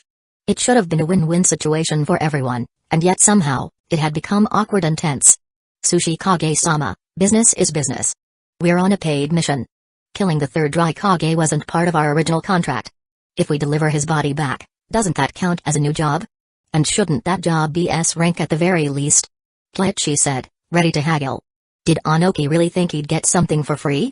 S rank missions weren't cheap. Onoki chuckled.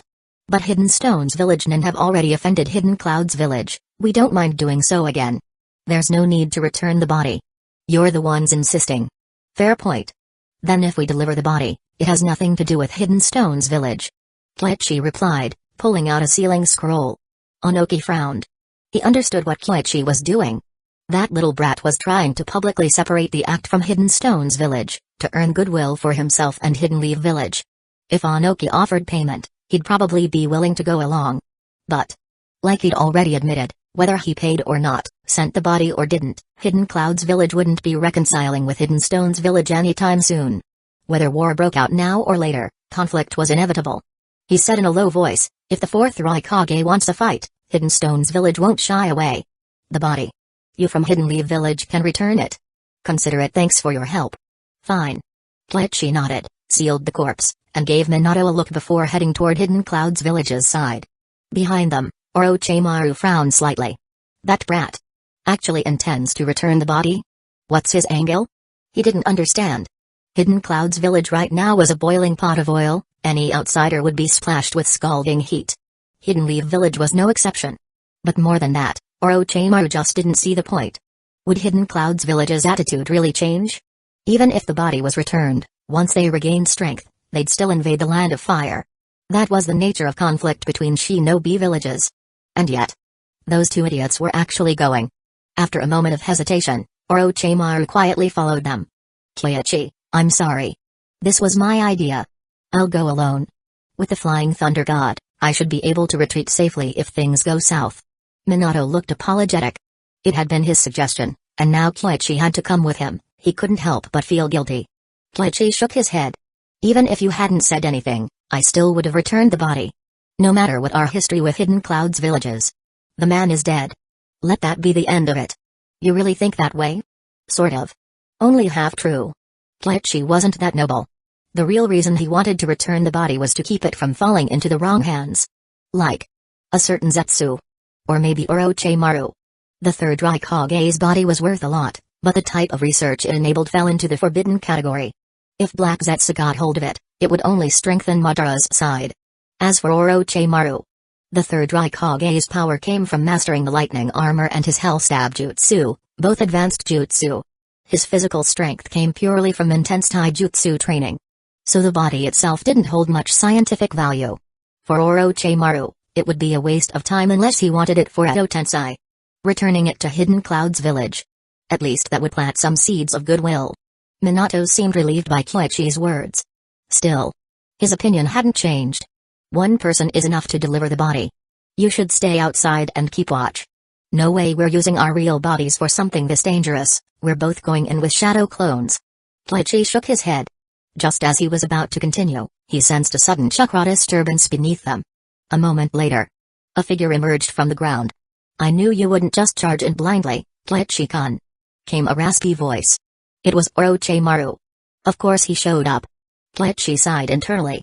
Honestly, he wasn't sure if Black Zetsu would appear, but he'd been sure Orochimaru would. And here he was, proving him right. The guy had even followed them himself.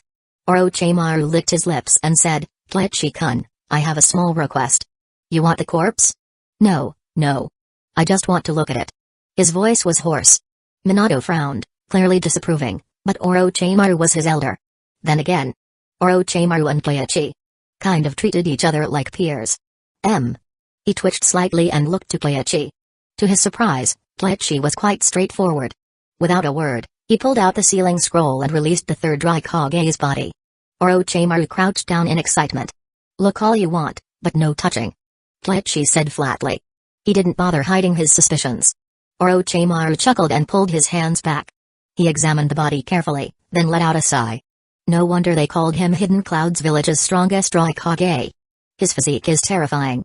And yet, even someone like him couldn't escape death in the end. On land, there really aren't many who could beat him. Kleichi said.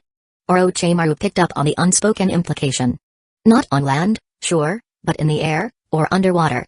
That was another story. Thinking it over, he had to admit it made sense. In the skies, Onoki's mastery of light and heavy style gave him an overwhelming advantage. Unless someone came up with a way to match that speed and flight ability, they'd be left eating his dust. As for underwater, ever since Tobirama Senju's death, who could possibly match the current Kleichi? Thank you, Orochimaru nodded slightly, then lost interest in the third Raikage's corpse. As strong as the third Raikage had been, he was still within the bounds of what a human could achieve. There were plenty of ways to deal with someone like him, difficult, sure, but not impossible. And if it's not impossible to kill him, then what's the point in studying the body? With a quiet sigh, Orochimaru quickly composed himself and looked up. At first, I was worried you two might be reckless. But now I see, I was overthinking things. Since you're already here, Orochimaru-sama, why not come with us? Kleichi offered. You two go ahead. I'll stay outside to cover you. Orochimaru declined with a shake of his head. After all, he had once released the 8 tails himself. If Juki recognized his chakra, things could get ugly.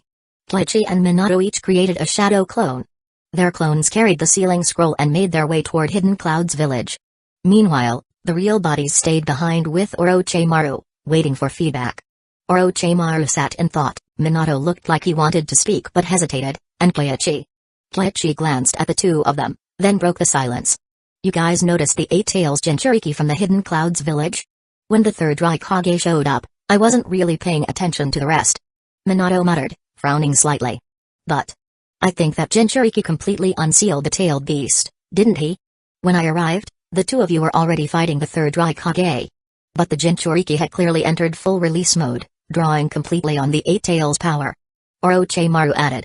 He wasn't aware of the full context, so after giving his basic assessment, he looked to Kleichi for clarification. I've fought Rashi before, the 4-tails Jinchuriki. He'd been one for over 20 years and knew the tailed beast inside and out. But once he fully transformed, he still went completely berserk. That kind of thing is just expected. But the Hidden Clouds village's 8-tails Jinchuriki doesn't seem to have that problem. Kleichi said pointedly. He was mostly aiming the comment at Minato. Orochimaru was more of an afterthought. Now that you mention it, Minato had seen it, but hadn't truly processed it until Kleichi laid it out. The image became clearer in his mind. The 8-tails had used its tail to catch A and pull him to safety. There's no way a rampaging Jinchuriki could do something like that. Could it be? There's only one explanation. After the seal was broken, the 8-tails chose to help him. Incredible. That kid actually managed to get the 8-tails on his side? Orochimaru, who had studied Jinchuriki extensively, wouldn't have been able to pull off the stunt of drugging Juki and releasing it undetected otherwise. So, all it took was a moment of thought, and the truth clicked into place. Chapter 149, The Strongest Spear? Already saw through it helping voluntarily. Minato looked surprised. Suddenly, something seemed to click, and a trace of realization appeared on his face. He must have figured something out. Kleichi understood why Minato didn't speak it aloud, probably because Orochimaru was present. But it didn't really matter, as long as they understood each other. At that moment, a serpent slithered over and coiled up on Orochimaru's shoulder. In the next instant, Orochimaru narrowed his eyes slightly and glanced over at the two of them. Since we've got nothing better to do, why don't we go check in on the Hidden Mist Village side? Looks like they're not done yet. Hidden Mist Village hasn't left? Kleichi was surprised. The Hidden Stones Village forces were already retreating, and those guys were still fighting? That's seriously overkill. Let's go see. The three moved swiftly. From the Land of Lightning to the northern coastline didn't take long at all. Before long, they arrived at a thick bank of mist. The Hidden Mist Village Nin were locked in combat with the Hidden Clouds Village Nin. They really hadn't left. To be more accurate, not all of them had left. Some had already boarded ships and were drifting out at sea, while a few ships remained docked near the coast. Orochimaru-sama, what's going on here? Minato was confused. Was Hidden Mist Village infighting? In Hidden Mist Village, the elders and clan factions hold significant power. If the Mizukage is in good shape, it's manageable. But once the Mizukage is compromised, the village depends on whether those elders can unite. Kleichi offered a brief explanation. Clearly, those who stayed behind were likely the ones who refused to obey Jaeger's orders.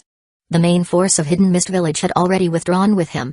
So many clans are like this, chasing after even the tiniest gain, forgetting life and death in the process. Orochimaru remarked with a sigh.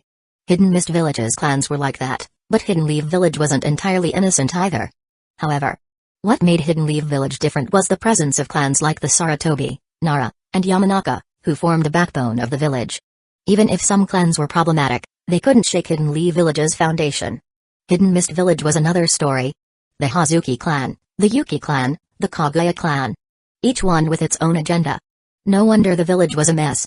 Isn't there any way for clans to coexist peacefully? Minato frowned. He knew what Orochimaru was hinting at. The Uchiha. Wasn't this whole situation just a reflection of Hidden Leaf Village and the Uchiha? Of course there is. The old man, my teacher, has his flaws, but compared to Denzo, he's still more like the second Hokage.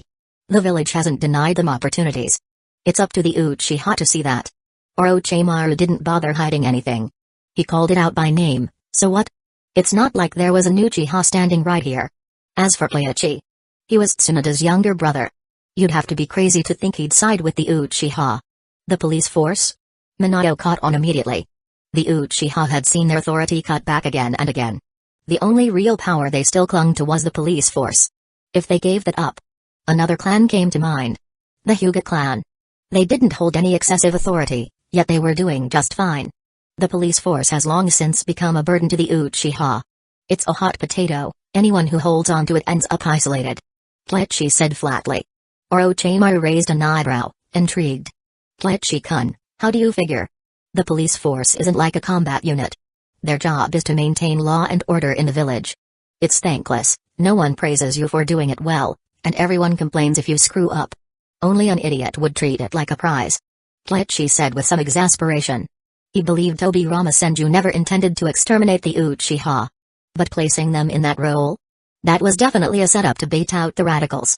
The problem was, the Uchiha took the bait, and after all these years, not a single one thought to give it up. Even Fugaku. Orochimaru thought for a moment, then said, I always looked at it from a power perspective. I never considered that. Their law enforcement mostly affects civilians. No wonder. Now it made sense. The Uchiha weren't exactly beloved by the villagers. Most civilians went out of their way to avoid them. Orochimaru thought of the Hokage election. With that kind of reputation, how could they ever hope to become Hokage? Kleichi, you really know your stuff. Orochimaru couldn't help but admire him. Minato remained silent on the side, still turning over ideas on how to resolve the Uchiha issue. But hearing all this, he began to understand. So you're saying, the Uchiha should abandon the police force? Of course. They're a capable clan. Once they let go of the police force, someone else will take over, and sometimes the best way to show your value isn't by doing better, but by letting someone worse screw it up.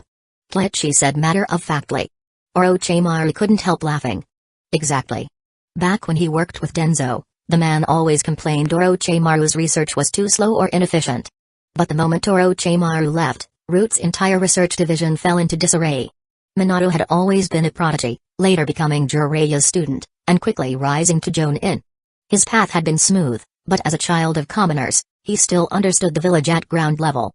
However, he came from a civilian background, so he was still well aware of many things happening beneath the surface. The civilians really did hold a grudge against the Uchiha. The three of them were just speaking their minds in response to what they saw, so after a moment of silence, none of them pushed the topic any further. After a short while, the remaining Hidden Mist village nin began to retreat, but by then, the Hidden Stones village nin had already completed their withdrawal, and the main force of the Hidden Clouds village nin had turned around to strike at the Hidden Mist village instead. However, now that they wanted to escape, how could they possibly get away? The Hidden Clouds village nin were still seething with rage. They couldn't defeat Hidden Stones village nin, but you must think you're harder to crush? Every last Hidden Mist village nin who remained was captured. Not a single one escaped. As for Yagura, he fled with the bulk of his forces at lightning speed, without the slightest intention of staying behind to save anyone. Kleichi and the others just watched from the sidelines. They didn't intervene. Tsuchidai-sama, it looks like there are some ninja hiding over there. No need to worry, they're from Hidden Leaf Village. Tsuchidai replied with a shake of his head. Troy hesitated for a moment, but in the end, followed Tsuchidai's judgment and didn't move to investigate the presence he'd sensed. The chakra over there was complex, almost like it had been released on purpose, as if it were waiting for them to walk right into it. Since Tsuchidai had already said not to bother, he didn't want to take the risk either. Tsuchidai, of course, knew exactly who it was. Kanda Kleichi. Minato Namikaze, their shadow clones, most likely, had already reached Hidden Clouds village. And the other presence. If his guess was right, it was Orochimaru. By now, their clones should have arrived at Hidden Clouds village. Hidden Clouds village. Kleichi and Minato's shadow clones had finally arrived. Along the way, they'd run into other Hidden Clouds village nin. Some had been friendly, while many were hostile and looked ready to fight, but Kleichi resolved every encounter with reasoned persuasion. Take Tsuchidai, for example. So this is Hidden Clouds village. It's my first time here. It's incredible. Minato murmured in awe. Unlike Hidden Leaf Village, many of the Hidden Clouds village's buildings were perched atop mountains, surrounded by swirling mists and steep cliffs, dangerous, yet beautiful and grand. No wonder it was called Hidden Clouds village. Kleichi fell silent for a moment before finally saying, the environment here is certainly harsh. To have grown so strong under these conditions, the third Raikage deserves all the credit. Although your praise is satisfying, I'll still take your life once we're on the battlefield. A deep voice rang out. And then, someone leapt down from a nearby mountaintop. His body was built like a tank, bulging with muscle, and his outfit was nearly identical to the corpse they'd sealed in the scroll. The third Raikage's son. The Kurita of this generation. Thanks for returning the body. Done sightseeing? Then hand over the corpse. Hidden Cloud's village isn't receiving guests right now. A's expression was dark. Hidden Cloud's village was still in the midst of a war, and countless matters needed attending to. They had no time to entertain two Hidden Lee village shinobi, especially not two who had, until recently, been fighting alongside Onoki to kill his father. Sure, they were returning the body now, but they were still enemies. There was no way he could just let that go. We came to Hidden Cloud's village for two reasons: 1, to return the body. 2, to clear up the misunderstanding. We were hired by Hidden Stone's village nin to take down the third Raikage. 20 million ryo. Kleichi directly threw Onoki under the bus. A fell silent. This kind of thing, hard to say if it was true or not. He was still turning it over in his mind when Kleichi pulled out an IOU, with black ink on white paper, bearing Onoki's signature. A stared at the paper for several seconds, then looked up at Kleichi. Onoki wanted to deal with the third Raikage. We just wanted to fight your Hidden Cloud's village in. Kleichi kept it simple. And? A frown. Kleichi's words were direct and to the point, hard to argue with. But I wasn't one for subtlety, he preferred people to be upfront. If they had a goal, he wanted them to say it outright. Alright. Looks like you're still pissed. But, take a look at the body. Kleichi lifted the seal. The third Raikage's corpse appeared from the scroll, charred black, lifeless, no sign of vitality. A's fists clenched tight as he stared at it. His father. And the two men before him were among those responsible for his death.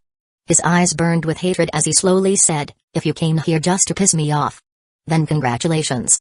You succeeded." With the appearance of the body, the number of Hidden Cloud's village nin in the area suddenly multiplied. Though they kept to the shadows, Kleichi and Minato could sense them clearly, encircling the mountain valley, prepared for a fight. Too bad. These two were only shadow clones. Even if they were killed. So what? It had been nothing more than impotent rage. If this is all the composure the fourth Raikage has, then your father really died in vain. I brought the body back to show you one thing. Kleichi raised a finger. At its tip, lightning chakra began to gather. ZZT, a familiar chakra flow. A recognizable lightning-style jutsu. Immediately, more than a dozen Anbu appeared from the surroundings. Though masked, it was clear from their reactions, they all believed this jutsu bore some connection to the hell stab used by the third Raikage. They thought Kleichi had somehow learned it. But, how could that be? There hadn't been enough time between the Raikage's death and the corpse's return. Hidden Cloud's village had been watching Kleichi's shadow clone the whole time. He never had a chance to contact any Yamanaka. Could it be? This guy knew the Yamanaka clan's secret jutsus? I couldn't make sense of it either. His eyes locked onto Kleichi, voice thick with anger. Impossible. There's no way you could have mastered the hell stab. The same Mata is in my possession.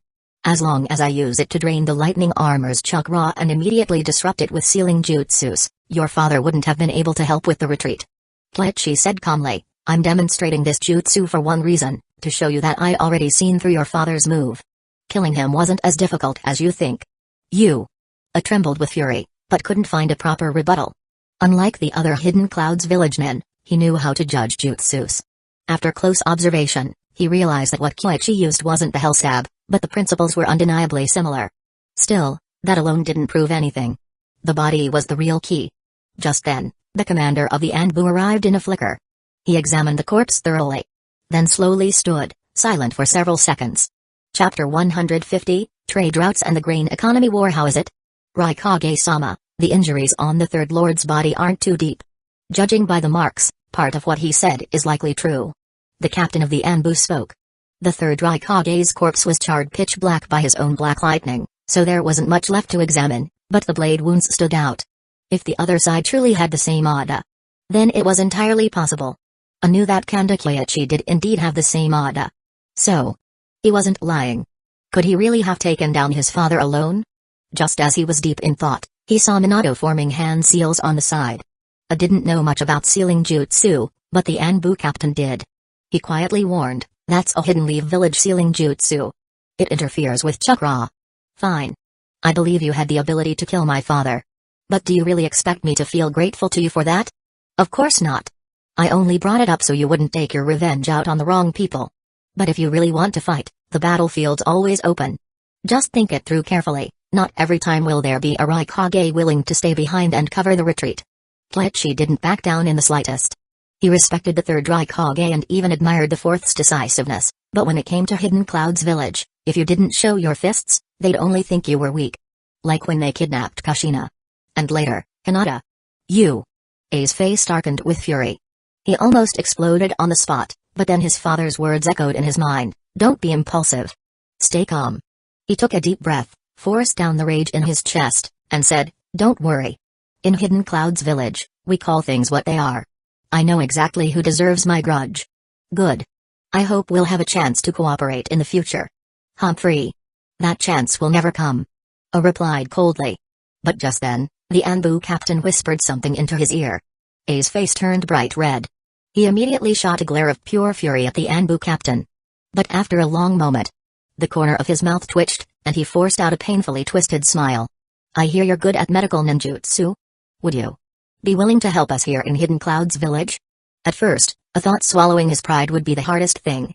But after saying the first sentence, he realized it wasn't so bad. Compared to his pride, the lives of his men were clearly more important. Pride didn't matter. He didn't just change his tone, he even bowed slightly to Koichi and Minato, as if he'd completely forgotten they were part of the group that had ganged up on his father. It wasn't tolerance, it was simply a matter of principle. Like Koichi had said, the primary responsibility for the attack on the third Raikage clearly lay with Onoki. Koichi and Minato had merely gone with the flow. This is just a shadow clone. Koichi was surprised. He'd only said something polite out of formality. He hadn't expected the Hidden Clouds village to actually express interest in cooperation. But then he remembered, in the anime, Tsunade and Shizune were once invited by A when they were near the Land of Lightning. The situation was different, but A really was the kind of man who could bow his head for the sake of his subordinates. Minato remained silent. Honestly, he'd thought walking away without a fight was the best-case scenario. He never imagined that not only would they avoid a beating, but they'd even end up in talks with Hidden Cloud's village. The outcome? He was genuinely stunned. Can't your real body come? If you're worried I'll do something, I'm willing to be held hostage in exchange. Raikage-sama. If you don't object, we'll proceed on these terms. If you have other conditions, feel free to bring them up. Compensation will absolutely not be an issue. A spoke decisively. Koichi thought for a moment, then said, I'm fine with providing medical aid. My real body doesn't need to come. As for conditions, I want the Land of Lightning to repair the roads and ensure the safety of merchants from the Land of Fire and Hidden Leaf Village. Huh? That's your condition? He looked surprised. Honestly, he didn't get it. Because clearing bandits and maintaining infrastructure were internal affairs of the Land of Lightning. Even without Hidden Leaf Village's request, they were things he would have done anyway. As for merchants, Land of Fire merchants usually preferred going to the Land of Hot Water. Goods would be routed through there before reaching the Land of Lightning. The Land of Fire merchants were generally too lazy to come here directly. What was the point? He was genuinely confused. After some hesitation, the blunt Raikage, who didn't want to take advantage, awkwardly asked, Can I ask why? Because that condition. The Anbu captain face-palmed in silence. They've already named such a modest condition, how are you still asking why? What if he rethinks it and asks for more? But since O had already said it, the captain couldn't stop him now. Well, let's just say I don't want middlemen skimming off the profits. Anything beyond that comes with a fee. Koichi smiled. The Land of Lightning wasn't exactly blessed with fertile land. Otherwise, Hidden Cloud's village wouldn't have been built up in the mountains. It's not that they didn't want to build on flatlands, but the terrain simply didn't allow it. Of course. This did lead to the Hidden Cloud's village men climbing mountains every day, which naturally built their stamina. Their physical prowess was stronger than that of most other villages. However, their local specialties were rare in the Land of Fire. First, alcohol. The Land of Lightning had many hot springs and mountains. The terrain and water quality were distinct from other countries. Their locally brewed sake tasted far better than anything in the Land of Fire and was considered a luxury. Second, beef. Their highland cattle produced beef with a price far beyond that of other regions. More importantly, even if you had money, you might not be able to buy it. And that was just the stuff you could buy from the Land of Lightning. The real key was selling your own goods into their market, which tied into one of Koichi's future plans. If you insist, then fine. I hesitated. But in the end, he nodded. Though he didn't understand what Koichi was aiming for, no matter how he looked at it, accepting this condition didn't seem to harm the Land of Lightning in any way. I don't know medical ninjutsu. To avoid misunderstandings, I'll go explain the situation to the others, don't want them to worry. Of course. Thank you both for coming. I gave a light bow. Minato formed a hand seal and dispelled his shadow clone. At the border of the Land of Lightning, Kyoichi, Minato, and Orochimaru had just finished watching Hidden Mist Village's drama unfold. Now, they were walking along the coast toward the Land of Hot Water. Halfway there, Minato suddenly paused, a strange look appearing on his face. Your clone's feedback? Orochimaru sensed the fluctuation in chakra and guessed the clone had returned its memories. But why was there only one? Yeah. The body was sent back. The Hidden Clouds village made it clear they wouldn't blame Hidden Leaf village for the third Raikage's death. They even asked Kyoichi for help treating their wounded. Minato slowly explained the situation. Kyoichi and Orochimaru listened attentively. After all, Kyoichi's own shadow clone hadn't dispelled yet, so he had no idea what had transpired. Was there a deeper meaning behind the condition? Orochimaru frowned. He was smart, but not omniscient. He couldn't figure out why Kyoichi had made such a low-demand request. It seemed like a waste. But Kyoichi understood immediately. After all, it was his own plan, how could he not? Kyoichi, what's your real reasoning? Minato asked directly. He knew Kyoichi always had a purpose. He wouldn't ask for something like that without a hidden agenda. It ties into a jutsu I want to develop. If it succeeds, Hidden Leaf Village will never lack medicinal herbs, grain, or vegetables again. You're researching wood style? Orochimaru's eyes lit up. Herbs, grain, vegetables, all were plants. He instantly thought of his own notes on wood style. You could call it that, but I think it's more accurate to say it's grass release. I'm not aiming for power, just for plant growth. The weaker the jutsu, the lower the chakra requirements. Kyoichi explained. What he wanted to recreate was Kase Matsuri Mogi's green jutsu. Orochimaru fell deep into thought. Wood-style chakra did have plant growth effects. If it worked, it could allow rapid cultivation of crops, herbs, vegetables. Kyoichi's plan was to mass-produce them and export them abroad. There was definitely something deeper here, but Orochimaru had little background in economics. No matter how much he thought, he couldn't quite see the full picture. He frowned and asked, if you're growing medicine and food, then selling it to the Land of Lightning, wouldn't that still benefit them? Just because something benefits the other side doesn't mean it's a bad move. We use ninjutsu to create value. We make money, feed people at home and abroad, and besides, at this point, Kyoichi extended a hand and activated a chakra sensory jutsu. Once he confirmed the area was safe, he continued, the Land of Lightning is full of mountains. Some valleys are even struck with lightning year-round. There's little arable land. If our crops are plentiful and cheap, and trade goes on long enough, who's going to keep farming in their own country? Ah! Orochimaru's eyes lit up. That flash of insight finally clicked. Grain. During war, ninja eat soldier pills to stave off hunger, but those are made from medicinal ingredients and grain. Their high price stems from the value of the raw materials. If Hidden Leaf Village controlled that production, they really could dominate the Land of Lightning's food supply. However, letting those bandit-like Hidden Clouds village nin stay well-fed might not be such a good thing. He thought for a moment and asked, Kyoichi-kun, that can't be all, right? Of course not. The Land of Lightning is famous for its cattle. Once we open trade routes, we'll import their cattle and beef. When demand rises, more people will raise cattle, and when you raise cattle, someone's gotta grow the grass. Kyoichi laid out his simple idea. Nothing complex, just leftovers from what business tycoons had already figured out in his past life. But in the ninja world, it was novel. At least, Orochimaru had never considered it. He licked his lips and nodded. It's all clear now. It's a cycle.